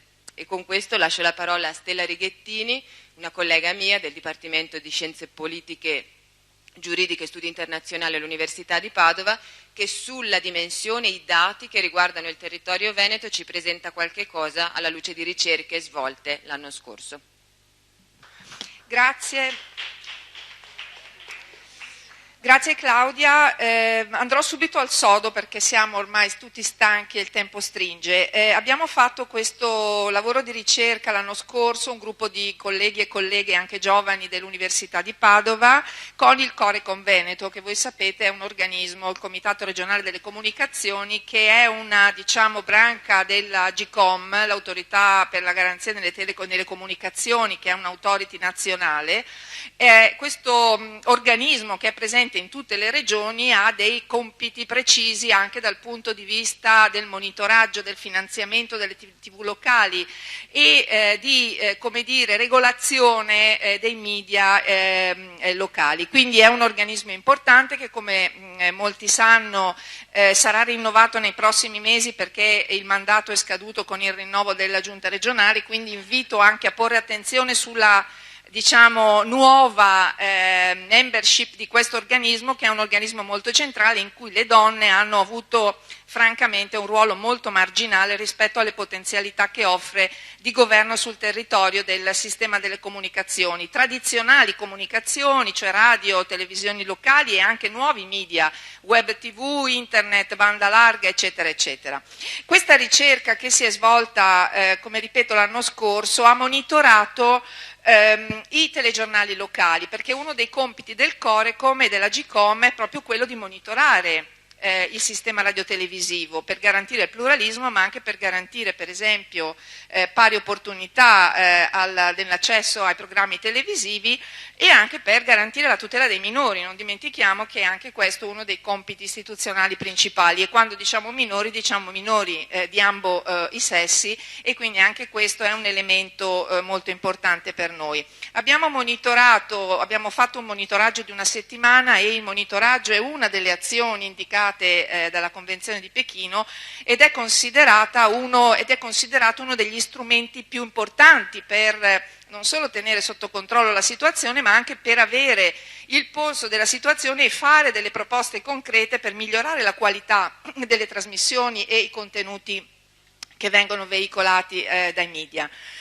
Abbiamo monitorato, quindi la domanda che ci siamo fatti è: qual è il ruolo delle TV locali del Veneto in questa situazione, in questo momento? Abbiamo monitorato i TG e abbiamo anche monitorato la classe giornalistica delle TV locali venete, abbiamo monitorato 7 Gold, Antenna 3, Rete Veneta, Telenuovo, TV7, Triveneto e TV a Vicenza, quindi abbiamo un panorama di TV locali e anche Telebelluno, scusate, di TV locali molto, direi abbastanza completo.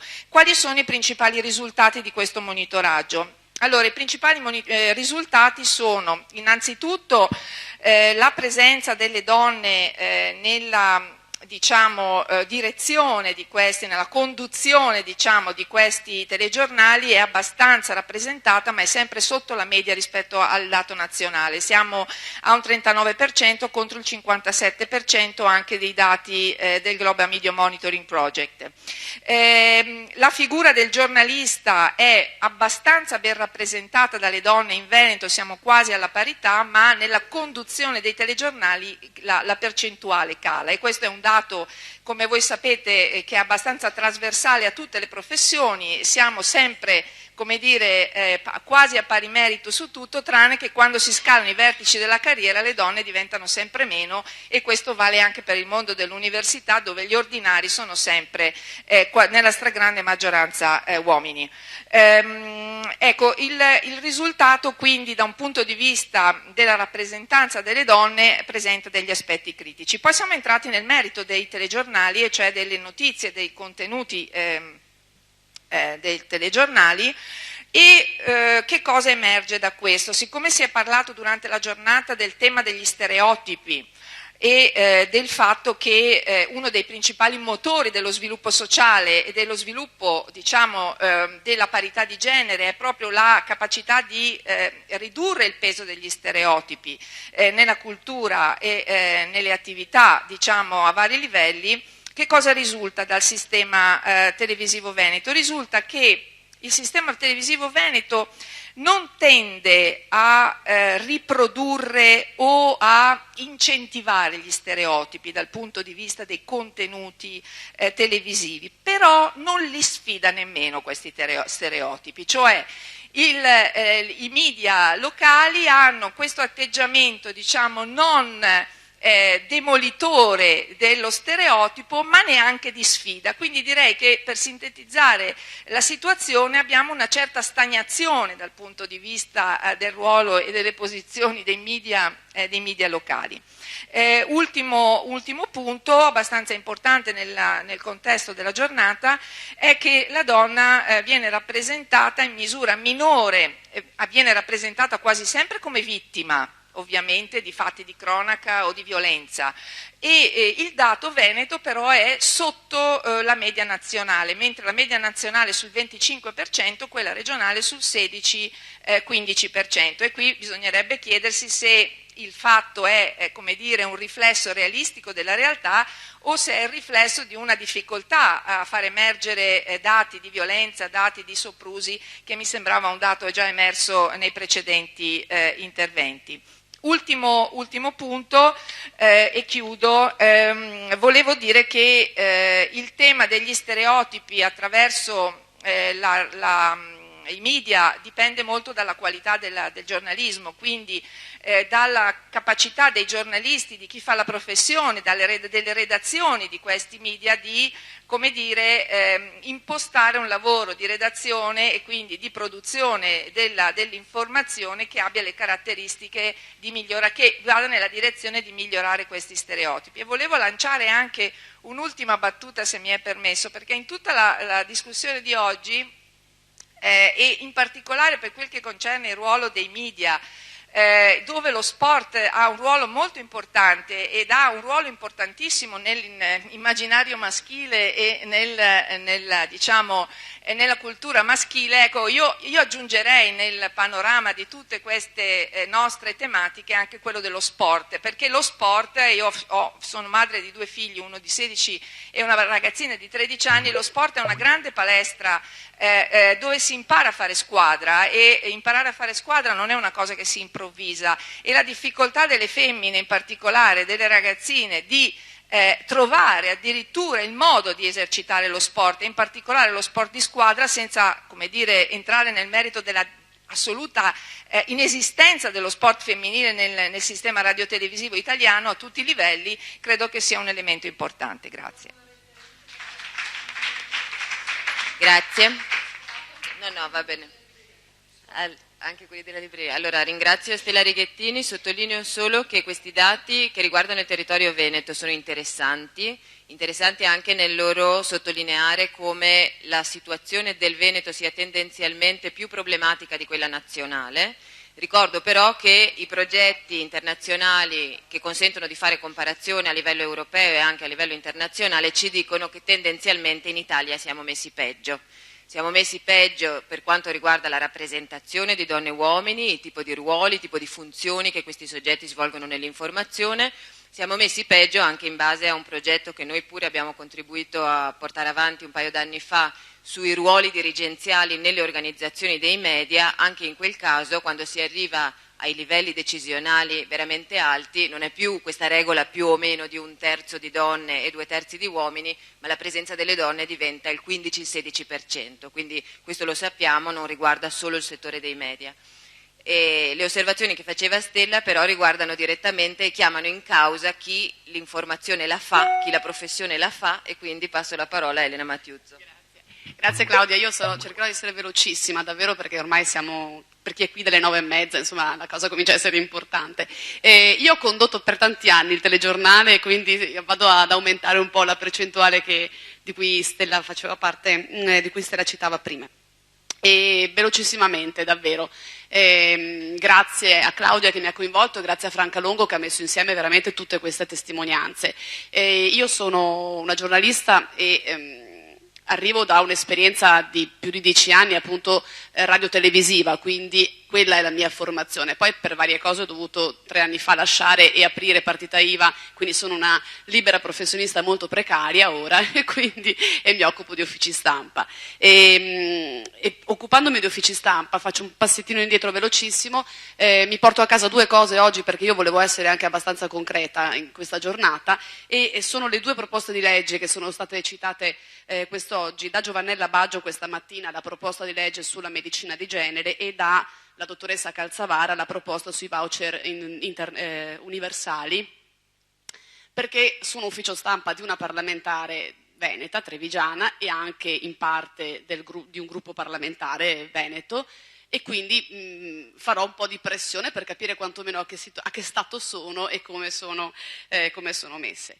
Oltre a essere una giornalista di professione sono stata però anche un amministratore, sono stata 5 anni vice sindaco e quindi mi fa piacere aver ascoltato la testimonianza di Giulia prima, vice sindaco e assessore a Santo Stefano di Cadore, perché credo davvero che così il lavoro delle donne amministratrici insieme agli uomini chiaramente dia un valore aggiunto al governo di un territorio non solo comunale ma poi andando su anche a livello provinciale e regionale. Il fatto di avere quadruplicato il numero di consiglieri regionali donne in questa ultima tornata elettorale è un buon segnale, si può fare meglio ma insomma è già un buon segnale. Velocissimamente, avendo già rubato metà del mio tempo, ma mi piaceva anche raccontarvi un po' insomma chi siamo, io ho utilizzato per fare informazione soprattutto le immagini e le parole insieme, però la televisione, dove in un telegiornale si ha 1 minuto di tempo per raccontare un fatto, le immagini sono sempre molto significative, insomma, e spesso però quando a fare notizia sono le donne assistiamo ad un uso delle parole e anche delle immagini distorto e a volte anche molto discutibile. Velocissimamente, facciamo molta fatica oggi a usare i termini femminili, quindi i termini dei titoli delle donne, quindi si fa fatica a dire ministra, sindaca, magistrata, chirurga, eccetera, eccetera, per quanto la grammatica invece lo permetta, e quindi già questo è una cosa che ci fa comprendere come a volte sono le donne stesse che non amano essere definite con un titolo al femminile, e va compreso il perché. Altre volte invece è proprio un linguaggio che non riconosce alle donne il loro percorso di formazione, di studi, di autorevolezza, di talento che hanno conquistato nel tempo e che quindi invece bisogna riappropriarsi anche di questo. Il linguaggio non è chiaramente appunto solo grammatica, ma è anche immagine ed è anche come rappresentiamo un fatto per farlo diventare notizia. Sappiamo che dovremo sempre raccontare le cose in maniera oggettiva come giornalisti e quindi raccontando quello che è accaduto. Però, per esempio, l'impressione è che quando sono le donne a essere coinvolte nella notizia c'è sempre un racconto al maschile, anche quando è una giornalista donna in realtà a raccontarlo. Quindi, per esempio, le donne vittime di violenza, di molestie o uccise dai partner, per raccontare questi fatti ancora oggi si parla spesso di dramma della gelosia, delitto passionale, raptus di follia, dimenticando in realtà come già nell'81 insomma siano state abolite le attenuanti per il delitto d'onore, no? E nel 96 sia stato riconosciuto il reato contro la persona per la violenza sessuale, dal 2009 lo stalking sia reato e nel 2013 appunto quando c'è una familiarità nell'autore della violenza c'è un aggravante, quindi tutto questo viene dimenticato e si continua ancora a parlare di drammi della gelosia o delitti passionali. Questo per quanto riguarda la violenza sulle donne, ma se pensiamo ai servizi televisivi che raccontano di prostituzione infantile, per esempio, le ragazzine vengono definite baby squillo, cioè ci sono queste terminologie che sono anche violente, leggere se vogliamo, no? E quindi andrebbero riviste. Ultimo esempio, quando si parla di politica, mi viene in mente quando è stato presentato il governo, uno dei governi dell'ultimo anno, degli ultimi 2 anni, dove c'erano molte ministre donna, sembrava una sfilata di moda, cioè i servizi televisivi erano parate di come erano vestite le ministre o di come erano acconciati i capelli o insomma di altri particolari, così come le elezioni francesi dove la Le Pen era una delle protagoniste, ma c'erano anche 2 candidate a sindaco. Anche in quel caso i titoli erano molto banali come scontro al femminile nella capitale, la Ville Lumière si tinge di rosa, eccetera, eccetera. Quindi insomma erano solo pochi esempi in questi 4 minuti. Strano, dovrei utilizzarli in maniera consapevole perché so che televisivamente sono abituata alla sintesi, però vi ho voglia di parlare, è vero? E quindi... Esatto.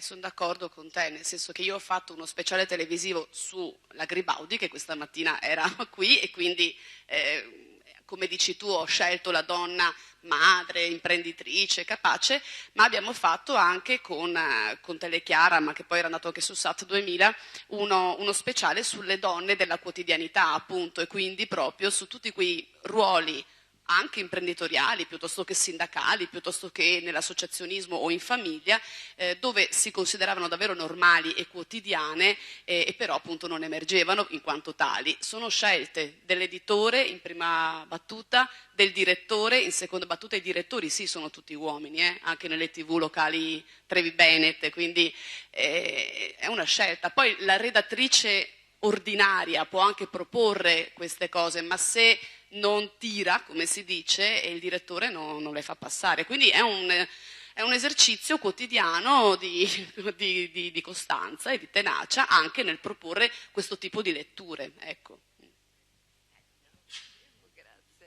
Allora, e questo ci sposta invece da un'altra parte, perché alcuni degli accenni che ha fatto Elena riguardano sicuramente i linguaggi, che sono plurali, ma almeno sul tema del linguaggio e su come noi si usa o non si usa un linguaggio di genere.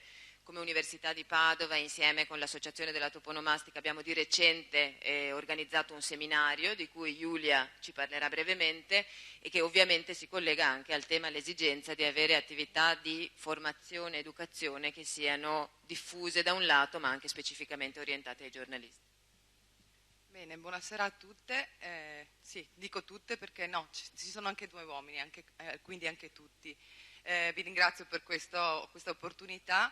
Mi sento, come dire, ad un tavolo in cui si parla di linguaggio. Io invece sono una pedagogista, però cerco di fare formazione, di progettare formazione in un'ottica di genere e faccio parte del centro di ricerca studi di genere appunto dell'Università di Padova, dove in questo momento sono anche dottoranda in scienze della formazione e dell'educazione. Il sottotitolo del mio intervento, a dir la verità, era appunto l'importanza di nuovi linguaggi della formazione permanente e dell'educazione, perché avrei voluto sfruttare al meglio il mio tempo e condurvi attraverso un ragionamento su come sia importante progettare la formazione che possa decostruire stereotipi che sono persistenti e appunto il lavoro che noi stiamo cercando di fare anche attraverso il centro di studi di genere all'Università di Padova è anche questo, declinando poi le nostre competenze in diversi ambiti disciplinari. Dal mio punto di vista, quindi, occorre a mio avviso sviluppare e approfondire punti di vista di genere, una nuova attenzione nei luoghi preposti alla formazione e all'educazione, come scuole, università, ma non solo, anche i luoghi formativi deputati all'aggiornamento professionale e al reinserimento lavorativo. Serve un ripensamento critico dei programmi di studio, dei materiali, delle metodologie. L'urgenza è l'inserimento di nuove parole chiave quali diritti, giustizia e uguaglianza. Non mi abituerò mai a parlare in pubblico, scusatemi veramente. Nel campo della formazione professionale, i dati ISFOL permettono di affermare che a livello nazionale, in media, partecipano di più le donne, questo l'abbiamo visto anche questa mattina. In particolare nel nord-est la differenza si allarga con il 6,7% delle donne che frequentano corsi di formazione professionalizzanti contro il 5,6% degli uomini. La fascia d'età più attiva sembra essere quella compresa tra i 25 e i 34 anni, per poi riscontrare un nuovo incremento nella fascia d'età compresa tra i 45 e i 54 anni, probabilmente donne e uomini che sono in cerca di un reinserimento lavorativo. Ma quali sono i corsi professionalizzanti scelti e frequentati? E qui ci vorrebbe una riflessione un po' più approfondita. I dati ottenuti permettono di delineare un contesto locale in cui emerge che nella formazione professionale delle donne vi sono troppi stereotipi. Le donne frequentano per la maggior parte corsi per estetista, acconciatrici, seguiti da corsi per commesse, segreteria e accoglienza turistica. Le donne sono praticamente assenti nei corsi rivolti ai settori meccanici, idraulici e al comparto edilizio. Gli uomini, a 12 mesi dalla fine di un corso, trovano lavoro più delle donne. Questi sono tutti dati di cui abbiamo discusso già questa mattina, però non in merito alla formazione professionalizzante. Questo brevissimo esame della formazione professionale sembra riproporre stereotipi conosciuti e trasversali nei diversi percorsi educativi e nella formazione permanente. Le donne sembrano scegliere dei percorsi inflazionati. È necessario, a mio parere, per superare alcuni stereotipi professionali che continuano a perdurare generando un circolo vizioso tra formazione e occupazione, avviare delle pratiche che possano determinare un cambiamento culturale. Ma quali gli strumenti? E qui si aprono moltissime domande. Quali sono le strade da percorrere? Come facilitare un cambiamento culturale che necessariamente richiede tempo? Come accogliere le trasformazioni sociali e le nuove istanze che emergono dal territorio? Quale ruolo può avere l'università? Quale linguaggio usare? E come comunicare il cambiamento? Un po' di domande. Dal mio punto di vista e per quanto mi riguarda sicuramente la ricerca è un'azione che io continuerò ad intraprendere, ma anche altre azioni concrete come appunto quella dell'organizzazione del Cormegno, siamo le parole che usiamo, quale genere di linguaggio per un linguaggio di genere. Ho finito, sarò velocissima. Un evento che segna un'apertura da parte dell'università al territorio in un'ottica di lifelong learning, rivolto a insegnanti, studentesse e studenti, componenti degli ordini professionali, giornalisti, giornaliste, laboratori, eccetera, che si è svolto il 24 aprile scorso. Un seminario didattico partecipativo che ha visto la collaborazione operativa di diverse realtà, voluto fortemente dall'Associazione Nazionale Toponomastica Femminile, che ha collaborato con il comitato organizzativo composto dal CIRG, il CUG, la Commissione Pari Opportunità dell'Ateneo e l'Osservatorio. Concludo velocemente. Il focus del seminario è stato quello che, appunto, partendo dall'ipotesi che le parole costruiscono la nostra realtà e quindi, se usate in modo appropriato, possano essere uno strumento contro le disuguaglianze, a portare il loro contributo in merito sono state diverse studiose, insegnanti, ricercatrici. L'uso quotidiano della lingua italiana può agire in due sensi opposti, o di rafforzamento o di messa in discussione di pregiudizi e stereotipi. Una nuova strada è possibile, quella dell'attenzione e la cura, e non uso a caso questo vocabolo, nell'uso della nostra lingua per decostruire stereotipi sottili che persistono. Una finalità operativa della giornata è quella di pensare alla produzione di linee guida da utilizzare in Ateneo per incoraggiare un uso del linguaggio che tenga conto della declinazione di genere nel rispetto della diversità. Io ci terrei a dire solo una cosa. Concludo dicendo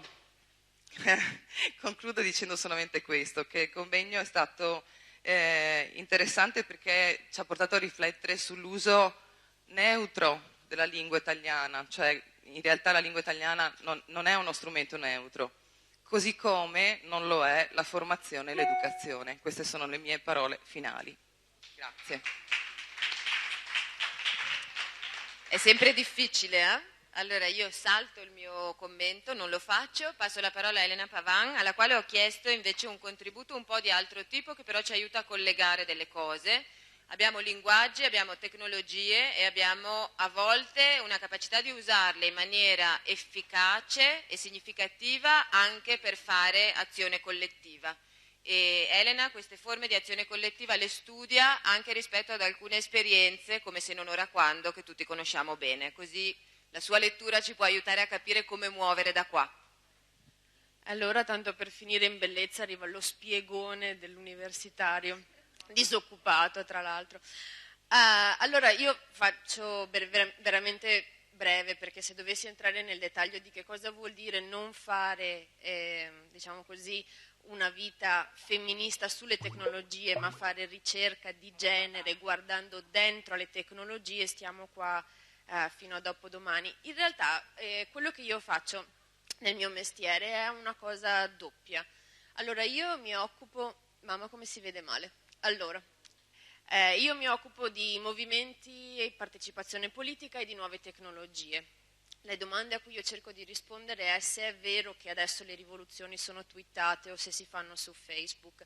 E questa domanda per me diventa particolarmente importante quando le mobilitazioni sono di un certo genere, che io definisco genere non maschio, perché non riguarda solo le donne, ma riguarda anche transessuali, queers, chi più ne ha più ne metta, LGBT, tutto quello che vi può venire in mente. Quindi cosa sono le mobilitazioni non maschie e che ruolo hanno le tecnologie?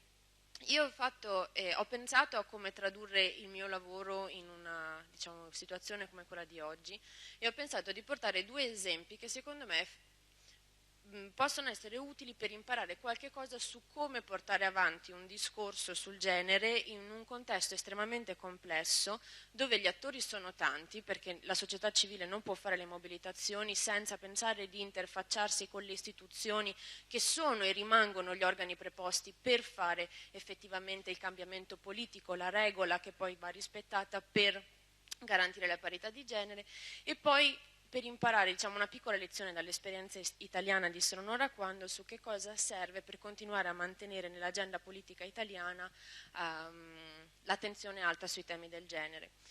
Il primo esempio che vi porto è una campagna internazionale che si chiama Take Back the Tech, è una campagna che succede tutti gli anni durante i 16 giorni contro la violenza sulle donne, dal 25 di novembre al 10 di dicembre. Ogni giorno di questi 16 giorni loro fanno un'azione quotidiana che insegna alle donne e a tutti gli internauti in generale a riappropriarsi la tecnologia contro la violenza sulle donne, perché la tecnologia è un grande strumento di empowerment, questo l'abbiamo visto, però è anche uno strumento attraverso il quale si fanno moltissime nuove azioni di violenza molto più subdole, molto più difficili da riconoscere e da combattere. Quello che io ho fatto è stato guardare dentro le reti di Twitter di questa campagna per 3 anni consecutivi, dal 2012 al 2014. Quello che è successo in questo periodo, che è particolarmente interessante, è che da una campagna molto, come si dice in gergo, grassroots, solo di società civile, quando comunque si continuava a non avere abbastanza chiarezza rispetto al ruolo delle tecnologie nei confronti della violenza come strumento pro e contro, questa campagna ha fatto un passo, è entrata a fare lobby direttamente, è tornata a fare lobby direttamente dentro the Commission on the Status of Women a New York, e questo ha messo in moto un piccolo cambiamento che poi si è trasformato in un grosso cambiamento che si vede attraverso Twitter, e questa è la prima cosa che vorrei dire. Le tecnologie si possono guardare per imparare qualche cosa sulle mobilitazioni su altri generi. Nel 2012 eravamo in una situazione in cui la campagna dominava, singoli attivisti trainavano, si discuteva tutti insieme ed era tutta società civile. Quando questo ancora non, diciamo così, portava degli output formali, il passaggio all'interno della Commission on the Status of Women ha iniziato così a portare questa aggregazione, dove la campagna rimane protagonista, ma poi è effettivamente accompagnata da un cluster molto forte sulle Nazioni Unite, e quindi effettivamente online si è iniziato a linkare i diversi attori di società civile e delle istituzioni in un dibattito che ha portato poi a includere un'attenzione specifica nelle tecnologie e nelle raccomandazioni della Commissione. Seconda cosa che vorrei dire, super brevemente, se non ora quando, quello che io ho fatto in questo caso, io l'ho studiato a tutto tondo, l'ho seguito da quando è nato fino a quando si è un po' spento, e una cosa che ho fatto è stato andare a vedere su YouTube come la gente taggava i video delle esperienze che aveva fatto in relazione a se non ora quando. Uno dei motivi, e lo faccio vedere con questa slide, uno dei tag che ha funzionato di più, al di là del movimento, del riconoscersi parte del movimento, era avere un nemico. In quel caso era l'ex Presidente del Consiglio. Quello che io posso dire è che se a un certo punto la questione forse è stata un po' dirottata perché si parlava troppo del Presidente del Consiglio e troppo poco dei temi delle donne, quando il Presidente del Consiglio non c'è stato più un modo di incollare insieme i vari pezzi di quello che io chiamo il ricordo collettivo che ho tracciato attraverso YouTube. E quindi se la prima lezione è imparare a costruire reti effettive non solo di discorso con le istituzioni, la seconda è imparare a coordinarsi anche nell'assenza di un nemico così esplicito e così facile da targettare, usando una parola orribile come l'ex Presidente del Consiglio. Finito. A lei? Posso usarli 2 minuti io? 2? Sì. Allora avrei 4 proposte da fare. Sì? 4 proposte in 2 minuti? Allora la ringrazio molto di nuovo le amiche che hanno dato dei contributi, ovviamente su ciascuno di questi temi ci si potrebbe soffermare assai più a lungo, mi sembra che siano però tutti importanti per cercare di capire da qui in poi in che modo e in che direzione muoversi. E la prima proposta la faccio direttamente a Isa Maggi e agli Stati Generali delle donne che si incontreranno a Milano, e visto che stamattina sono stati molto citati i corsi Donne, Politica e Istituzione, che pare che abbiano contribuito a formare qualche generazione di persone che si è poi mobilitata e rimane attiva oggi, e credo che si potrebbe abbastanza agilmente riattivare la rete delle istituzioni universitarie che hanno organizzato questi corsi in passato e con la collaborazione di Stati Generali chiedere al governo di riattivare anche il finanziamento grazie al quale i corsi sono stati fatti. Quindi io posso, diciamo, a nome del mio centro cercare di rimettere in movimento questa cosa e di arrivare a settembre a Milano con una piccola proposta un po' più articolata. E le altre proposte invece riguardano il territorio veneto e alcune possibilità anche di collaborazione. Quindi prima che Elena Mattiuzzo scappi, ma approfittando della sua presenza e anche dell'osservazione di Stella Righettini, io penso che come università noi abbiamo un ruolo essenziale che è quello di costruire saperi e poi di divulgare saperi, e abbiamo anche il privilegio di poterlo fare in uno spazio relativamente neutro e aperto alle collaborazioni. Quindi se da oggi, nel momento in cui si raccoglieranno tutti i contributi, emergessero, noi qualche cosa abbiamo già intravisto, ci ragioneremo anche insieme, però 2 o 3 temi che meritano di essere approfonditi, come Centro Studi di Genere penso che ci possiamo impegnare a organizzare in autunno 2 o 3 appuntamenti che saranno di approfondimento specifico sulle realtà del territorio. Ci piacerebbe molto collaborare con l'Ordine dei giornalisti, con i quali già c'è una conversazione in atto, e quindi questo potrebbe essere l'occasione per consolidare la conversazione, e lo stesso penso che possa valere su temi come la medicina di genere o altri. Quindi diciamo che c'è una disponibilità di massima a essere un luogo di ospitalità, ma dove vorremmo costruire delle cose di volta in volta in collaborazione chi ha una competenza specifica. E la terza, ne avrei varie, ma insomma un'altra che mi sento di dire qui, che incontra molto le esigenze che nascono dal mondo dell'informazione, per come ci è stato molto brevemente raccontato. Una delle cose che da tutti gli studi che abbiamo citato, senza riportare poi dei dati specifici, emerge è il fatto che fra le voci assenti non è solo una questione di linguaggio, ma anche il mondo dell'informazione ospita pochissimo le donne come fonti dell'informazione. Questa cosa la sappiamo, ci viene ribadita, in alcuni casi sappiamo che dipende dalle routine organizzative, no? Anche di chi l'informazione la fa, sappiamo anche che ci sono state diverse esperienze positive, l'ultima di cui ho conoscenza è un'esperienza danese, ma che poi in realtà ha fatto una serie di collaborazioni con altri paesi per la costituzione di banche dati di competenze e di esperienze. Allora, molte competenze erano in questa sala oggi, penso che sarebbe relativamente facile per gli Stati Generali del Veneto e a loro volta per altre regioni di costituire delle banche dati, delle esperienze al femminile su tutti i temi di cui si è parlato, e anche su questo credo che come centro studi di genere forse una mano la possiamo dare, e dal mio punto di vista soprattutto cercando di capire come questi percorsi sono stati fatti altrove. La questione non è solo raccogliere dei nomi, ma poi fare sì che queste esperienze, una volta messe in campo, abbiano vita e siano riconosciute, legittime, visibili, no? Quindi anche su questa cosa direi che mi fermo qua. Grazie.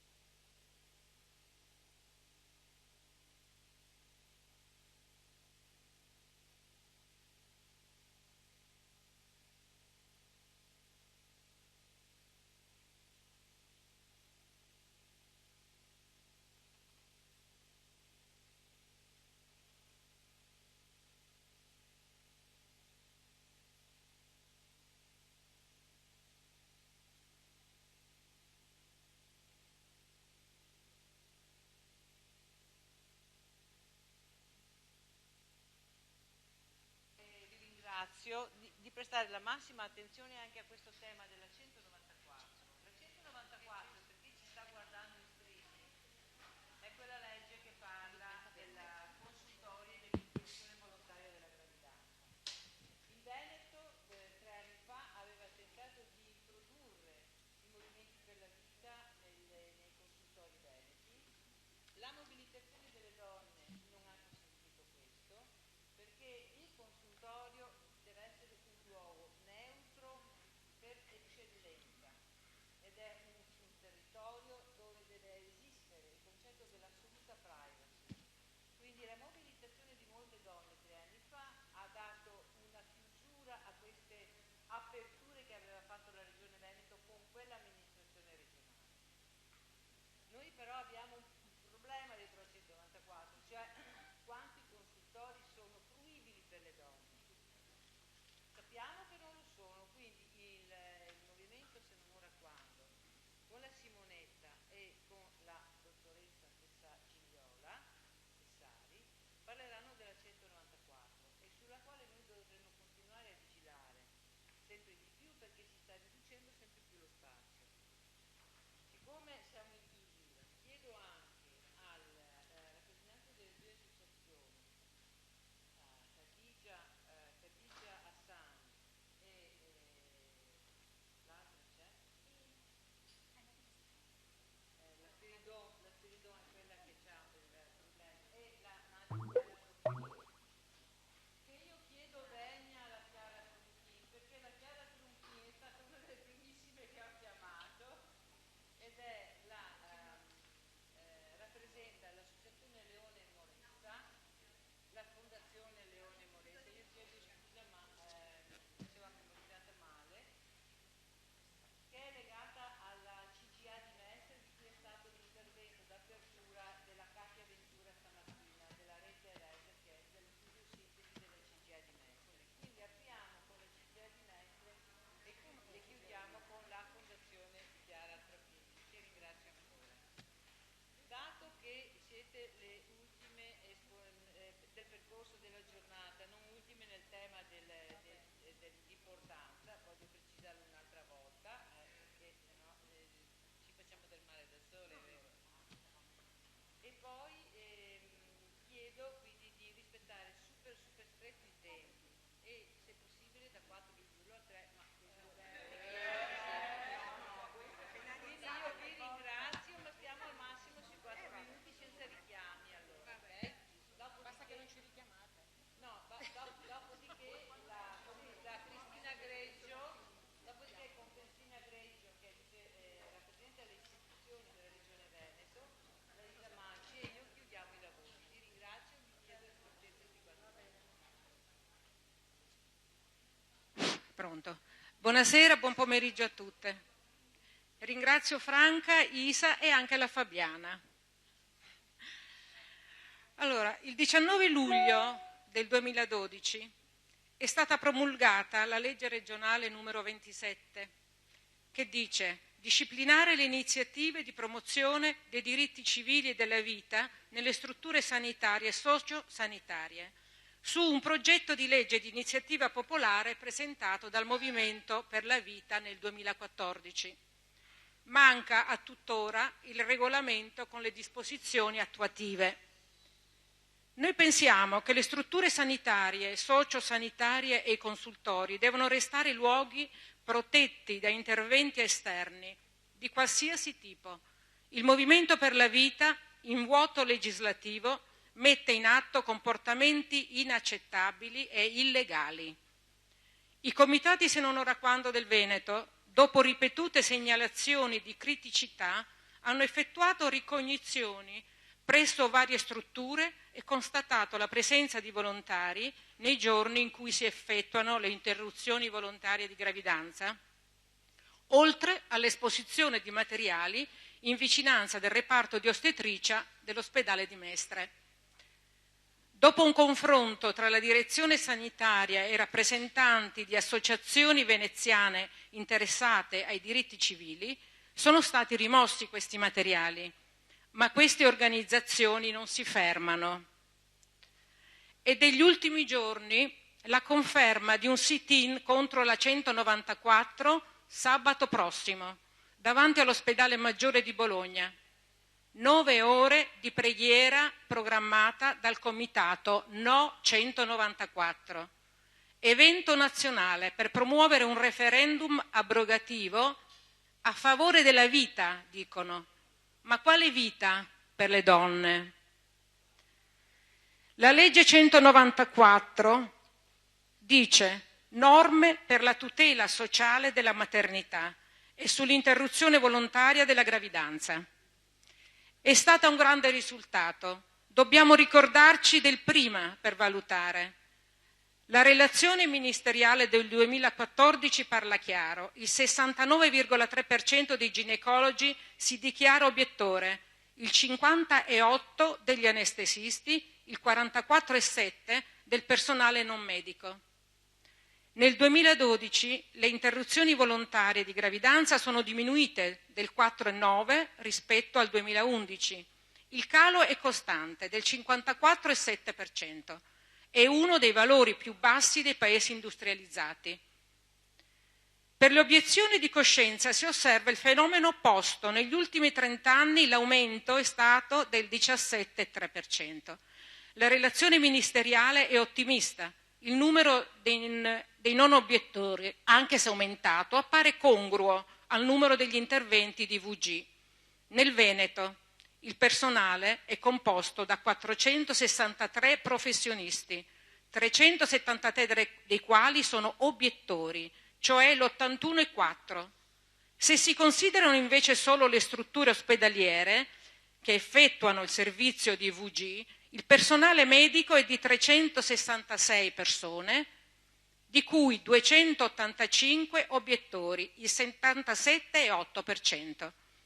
In tutte le situazioni in cui c'è un'obiezione all'80% e oltre, bisognerebbe valutare se è determinata da posizioni personali, se ci sono state obiezioni a cascata, se può essere collegata ad allineamento rispetto alla posizione prevalente di dirigenti o responsabili. È fondamentale conoscere concretamente le situazioni.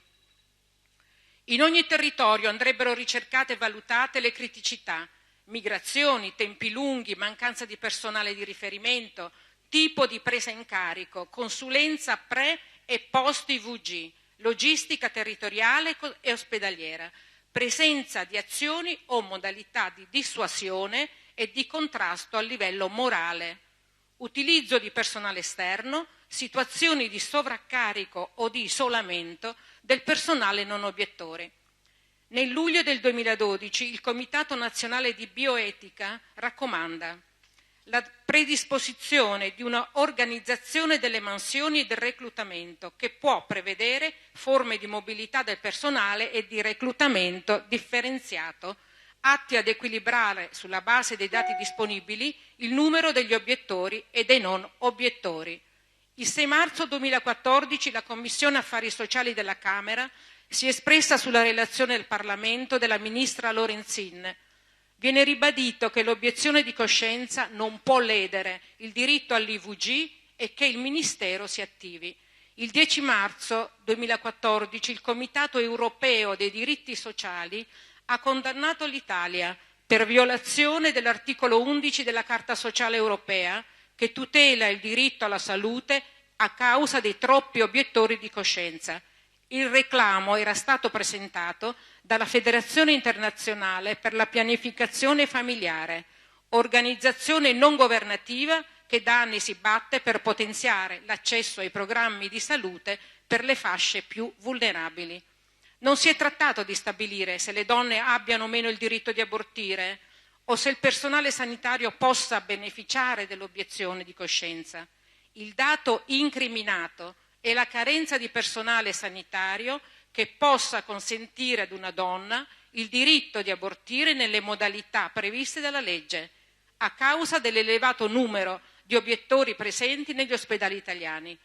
Nuovi problemi poi rispetto alla natalità. Non solo basso numero di figli, ma anche figli unici e più tardivi, a fronte di un invecchiamento della popolazione. Se non sosteniamo la maternità e i diritti specifici delle donne che lavorano, significa non guardare a questa realtà e al futuro della regione. Di qui, e concludo, la necessità di porre il tema dell'empowerment delle donne all'interno di una visione complessiva rispetto al ruolo della donna nella famiglia e nel lavoro. Il congedo di paternità obbligatorio e retribuito è stato finora proposto in termini irrisori che rasentano il ridicolo. Noi lo proponiamo come mezzo per dare valore al lavoro di cura degli uomini e al lavoro remunerato delle donne, ma ben poco è stato fatto per permettere alle donne di essere madri in condizioni di autonomia e di sufficienza economica. Il lavoro delle donne che non c'è o è spesso precario a livelli insostenibili rende più difficile la libertà di scelta di essere madri, se lo si desidera. È importante rendere pubblica questa criticità, che riguarda sì l'applicazione della legge 194, ma rientra nel tema più generale per le donne di poter decidere della loro vita. Grazie.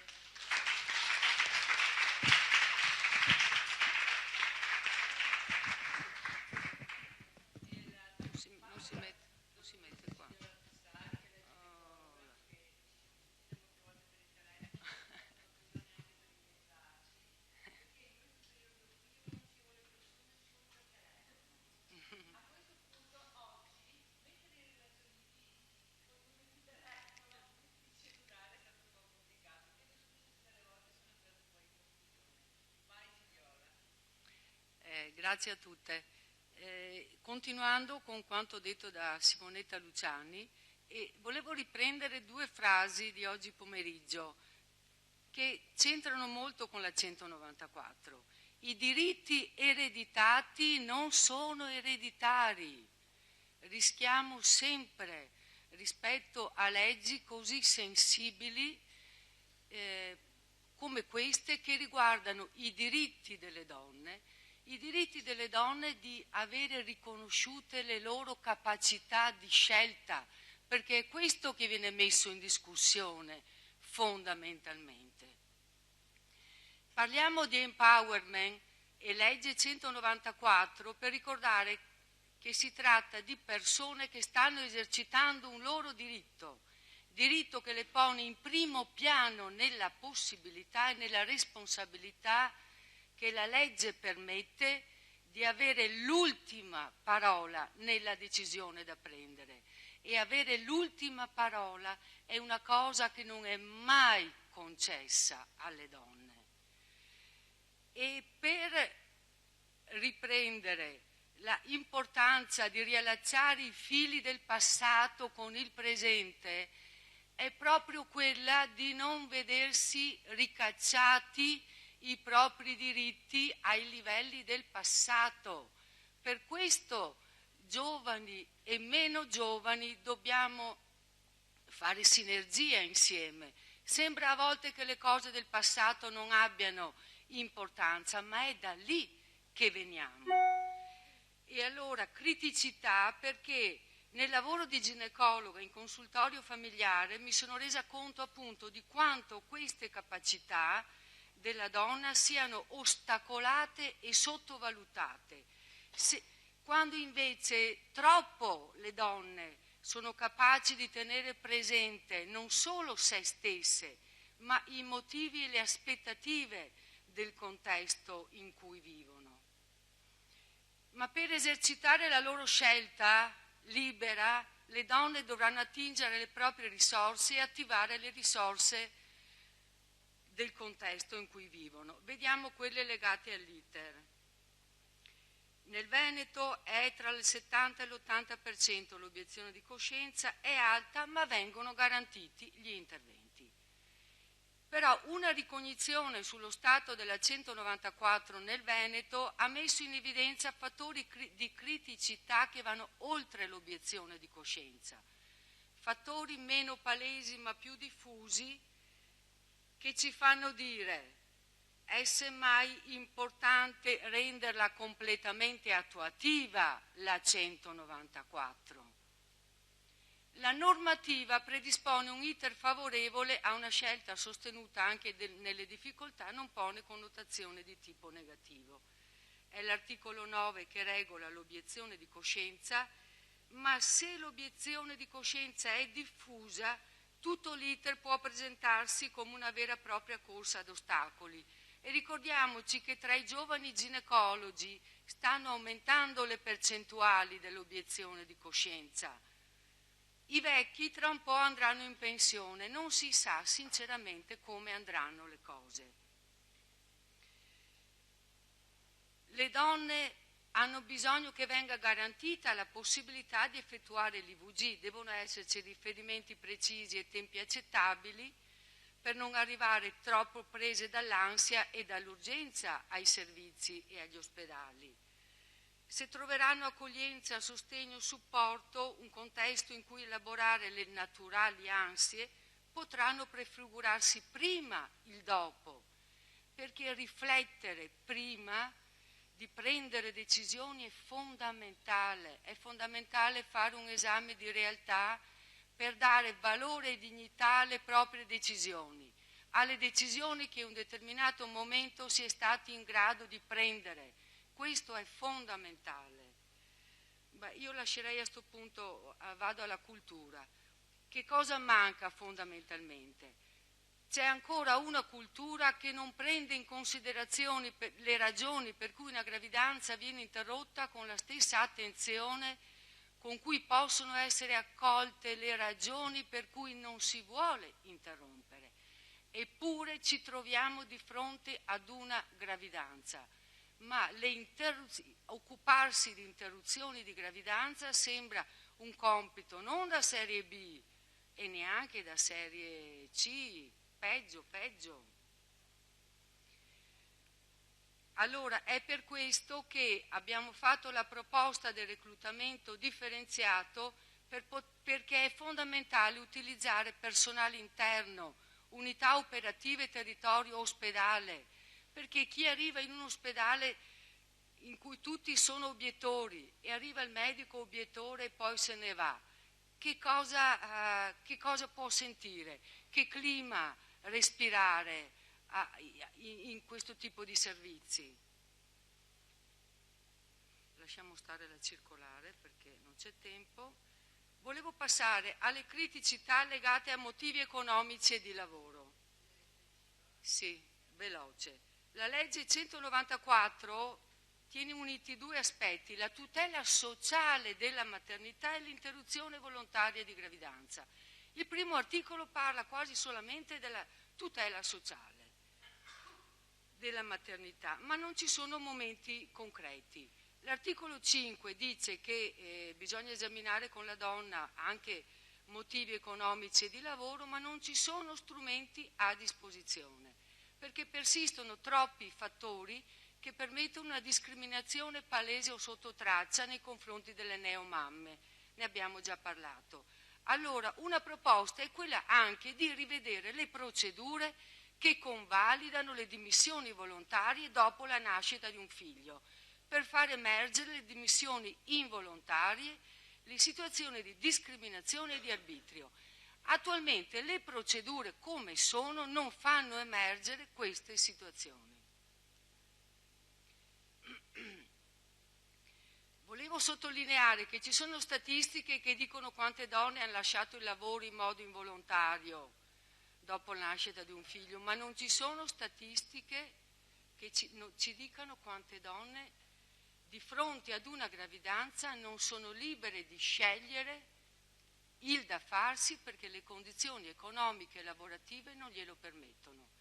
E così la prevenzione dell'interruzione di gravidanza è scivolata verso la prevenzione delle gravidanze e ci ritroviamo con i bassi tassi di natalità. Senza politiche sociali e di genere saranno sempre troppe le donne che non ce la fanno.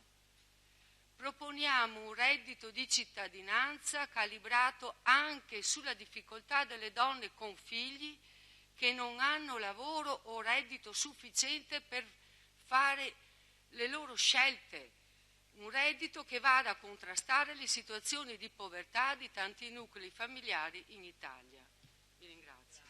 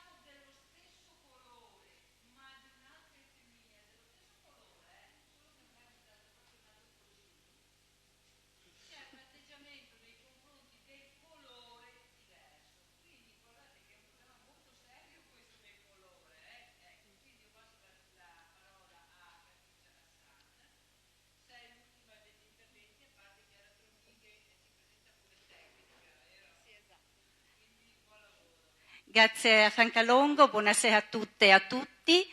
Io rappresento la rete italiana Donne Immigrate e devo dire che da pochi anni le donne immigrate hanno preso coscienza del loro essere collettivo, un po' come le femministe negli anni 70, no? E hanno incominciato a capire l'importanza di prendere la voice, cioè di parlare, esternare le proprie esigenze, le proprie richieste alle istituzioni, di rendersi cittadine partecipative, propositive, proattive. E noi ci siamo focalizzati come associazione soprattutto su questi 3 obiettivi che vedete come sottotitolo, cioè la voce, la partecipazione e la resilienza. La resilienza è la capacità di far fronte in maniera positiva agli eventi traumatici che tutti i soggetti in quanto umani hanno l'occasione di andare incontro, ed è quella capacità di volgere a proprio favore anche le difficoltà attraverso il sapersi mettere in gioco, il sapersi ricostruire e sapersi dare un nuovo slancio alla propria esistenza in maniera positiva, anche con obiettivi e raggiungimenti molto elevati. E in una società che ancora discrimina le donne sotto vari punti di vista, le donne immigrate subiscono sulla propria pelle una doppia discriminazione di genere e di provenienza. In quanto donne e in quanto immigrate vengono considerate cittadine di serie B o di serie C, a seconda di come interpretiamo noi, spesso relegate a ruoli sociali e professionali considerati marginali e degradanti agli occhi dei cittadini autoctoni e, secondo loro, il loro punto di vista, applicabili in maniera diffusa e standardizzata, indipendentemente dalla configurazione biografica del soggetto, dalla sua formazione scolastica, dalle esperienze lavorative acquisite nel paese d'origine o altrove all'estero durante il percorso migratorio, dalle competenze maturate e dagli obiettivi prefissati. Stereotipi ancora duri a morire relegano la donna immigrata in una posizione subordinata e perciò più vulnerabile, in una relazione con le istituzioni di tipo assistenziale e di passività. Le politiche rivolte a questa fascia della popolazione vengono attuate senza ascoltare le voci delle dirette interessate, senza renderle cioè protagoniste attive e partecipative di processi integrativi, sociopolitici, economici e interculturali. È auspicabile un cambio di paradigma che restituisca voce e partecipazione alla donna immigrata. Per definirsi veramente tale, il cambio di paradigma deve passare attraverso la donna immigrata stessa, cioè essa stessa in primis deve prendere voce ed assumere un ruolo attivo e di piena responsabilità nella comunità. Così inquadrato il problema, si ritiene prioritario pianificare e favorire azioni che permettano la realizzazione di una consapevolezza piena del potenziale e delle risorse interiori delle donne immigrate, in particolare la capacità di resilienza e il potenziale di attivatore sociale delle donne immigrate che sono in grado di operare in modo trasversale e di fatto connettivo tra la comunità e servizi territoriali. A tale scopo RIDIM, la Rete Italiana Donne Immigrate, ha approntato, sta sperimentando e propone la formazione e la presenza sul territorio della figura della mentor di comunità, i cui obiettivi consistono nel promuovere strategicamente l'incontro fra donne di un determinato territorio, nell'ottica di articolare reti e stimolare relazioni, fornire strumenti di potenziamento e autopotenziamento con lo scopo di aumentare il livello di autonomia e resilienza delle donne, individuare i bisogni della donna, immigrata e non, e favorire la conoscenza e l'accesso ai vari servizi. Noi come figure di mentor di comunità ci siamo costituite dopo aver frequentato un corso di formazione promosso da un progetto europeo Daphne 3, in collaborazione con l'Università di Padova e il Comune di Padova, e ci stiamo attivando proprio per creare, attivare reti fra donne immigrate e non, al fine proprio di renderci cittadine partecipative. Io concludo pensando anche alle famiglie migratorie e in particolare tra gli obiettivi che vogliamo prefiggerci è quello di riuscire, adesso si spera che diventerà anche un disegno di legge approvato, lo ius soli. Quindi stiamo pensando ai figli di immigrati che nascono sul territorio italiano o che vi crescono e che a tutti gli effetti devono essere considerati cittadini italiani. Grazie.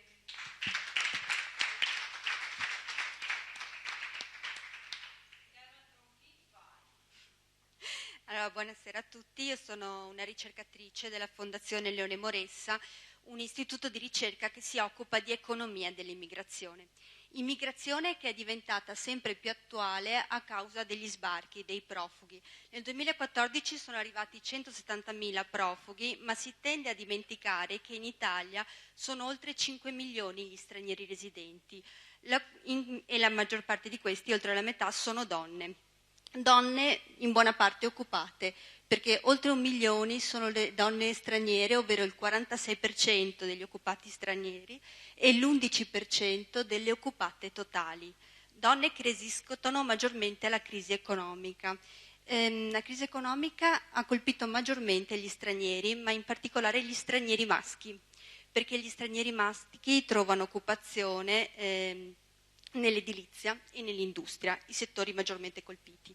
Le donne straniere invece lavorano nei servizi e quindi hanno resistito a livello occupazionale maggiormente, ma se andiamo a vedere la tipologia di lavoro che svolgono, si vede che fanno lavori di bassa qualifica. Le prime 10 professioni delle donne straniere prendono l'82% delle occupate straniere, invece le donne italiane solo il 52%, perché le donne, come sosteneva, straniere hanno una doppia discriminazione, l'essere donne e l'essere straniere.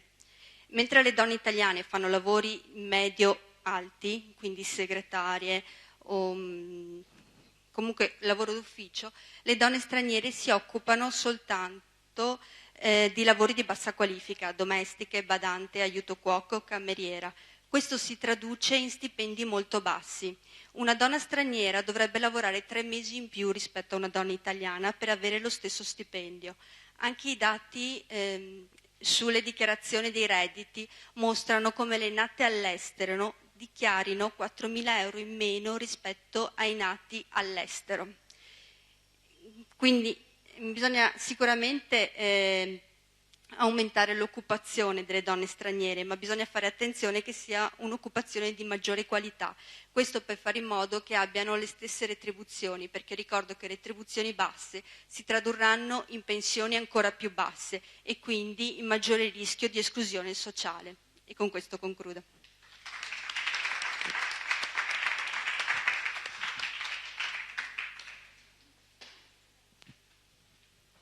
Con il cuore in mano vi ringrazio. Ringrazio tutti, ringrazio chi ha visto tutte, si è seguito in streaming, ringrazio le associazioni e tutte le persone che hanno partecipato, che sono state molto numerose. Probabilmente chi ha seguito lo streaming non ha visto tante persone, ma vi assicuro che erano numerose, sono al di là delle aspettative. Adesso chiamo la Cristina Greggio, eccola qua, scusi, ci sediamo? Ok. La Cristina Greggio, in rappresentanza della Regione Veneto, ci accenna all'associazione Soroptimist, di cui ha anche un ruolo importante, ed è vicepresidente della Commissione della Regione Veneto. Ci porta i saluti di chiusura di un'istituzione importante che è un nostro partner fondamentale che adesso, con la quale dobbiamo misurarci per vedere i problemi e le proposte che sono sorte all'interno della giornata, che tipo di risposta avranno presso l'istituzione principe della nostra regione con la nuova amministrazione. Ricordo che da 2 consiglieri regionali siamo passati a 12, vediamo se sortiamo un risultato migliore per noi, perché non è detto che il numero significhi anche una migliore apertura. Io me lo auguro, avevo invitato tutte le consigliere regionali elette a questa giornata, presumibilmente sono senz'altro impegnate e io mi auguro di trovare l'apertura dovuta che ci spetta di diritto alle prossime occasioni. Ringrazio comunque Cristina per tutto l'aiuto che mi ha dato e le passo la parola per i saluti. Rimani qui con me, Franca, perché credo che un applauso vada oggi anche a Franca. Allora, rimani qui con me perché questa giornata è veramente vostra, tua e di Isa, per cui vi ringrazio di questa iniziativa che si sta svolgendo in tutta Italia e oggi siamo anche qui in Veneto. Noi come Commissione Pari Opportunità non potevamo che starvi accanto e oggi, soprattutto per me e per le altre componenti della Commissione che erano presenti, è stata una giornata di ascolto. un bellissimo ascolto, perché i temi che abbiamo trattato tutte insieme sono stati veramente tantissimi, trasversali, e adesso è necessaria veramente una bella sintesi per poter guardare a quel nuovo orizzonte che questa mattina Alisa D'Are ci ha proprio in apertura ci ha parlato. Il ringraziamento va a chi ha partecipato, a chi ha ascoltato e anche a tutti quelli che ci hanno seguito in streaming e che ci stanno seguendo, uomini e donne, entrambi, perché la nostra Commissione Pari Opportunità in Veneto è forse l'unica in tutta Italia che proprio nel suo titolo ha pari opportunità tra uomini e donne. Noi non possiamo pensare a una società senza un equilibrio tra uomini e donne. Consapevoli delle tante difficoltà che le donne vivono, delle tanti diritti che sono stati conquistati che oggi dobbiamo rivedere, ma consapevoli soprattutto che un equilibrio si esprime proprio tra uomini e donne. Quindi grazie per questa giornata. Abbiamo parlato di pari opportunità sia tra persone ma anche pari opportunità tra territori. Per passione così abbiamo visto quanto le competenze digitali, la cultura digitale, l'economia digitale possa essere oggi strategica, quanto lo sia la comunicazione. Abbiamo sentito dalle nostre amiche del territorio quanto un territorio può essere anche discriminato se non raggiunto dalla banda larga, quindi no? Come le nostre imprese possono essere in difficoltà se in alcuni paesi non arriva, ma come quei luoghi, quei territori possono essere anche all'avanguardia con imprese femminili. Quindi anche i territori devono essere lo spazio urbano, dobbiamo essere partecipi del governo del territorio.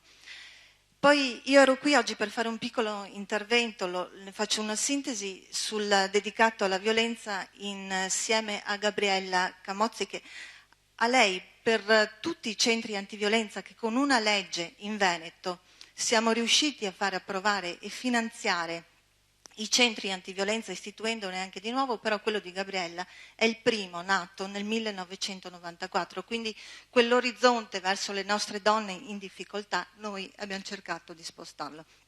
A Gabriella chiedo di fare un applauso particolare sia per il centro antiviolenza, ma perché Gabriella a Pechino c'era, 20 anni fa c'era.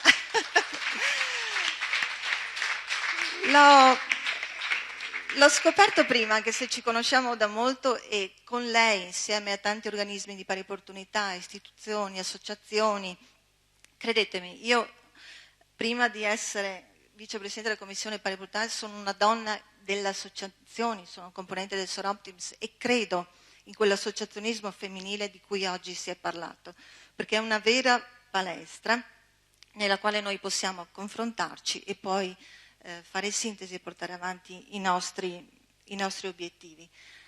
Gabriella appunto dirige questo centro antiviolenza, sono molte le competenze che servono per far fronte a un tema come quello che meriterebbe un'altra giornata dedicata alla discussione, però credo che il nostro affetto vada a tutte le donne in difficoltà e speriamo che oggi ci abbiano ascoltato, perché non abbiamo parlato esplicitamente di violenza, ma tutto quello che stiamo facendo passa anche per raggiungere quell'obiettivo che non ci sia più la violenza. Permettetemi solo un passaggio, c'è questa slide alle nostre spalle, io faccio parte del Soroptimist International, che è un'organizzazione mondiale di donne. Abbiamo realizzato questa app che vi invito a scaricare, vi faccio solo una piccola sintesi, poi vi mandiamo tutto, vero? Ci può aiutare chi è in difficoltà, perché ha un collegamento diretto col 112, col 1522, che è il numero proprio che dà tutte le informazioni più utili. Ci sono all'interno tutti i centri antiviolenza che ci sono in Italia e tutta una parte che riguarda la normativa, e c'è anche la georeferenziazione, per cui scaricatela, passate la parola, perché l'informazione per chi è in difficoltà è importante. La violenza non conosce confini e la tecnologia in questo senso ci può aiutare, perché nemmeno noi conosciamo confini nel portare avanti i nostri obiettivi. Grazie a voi per per quello che avete fatto. Grazie.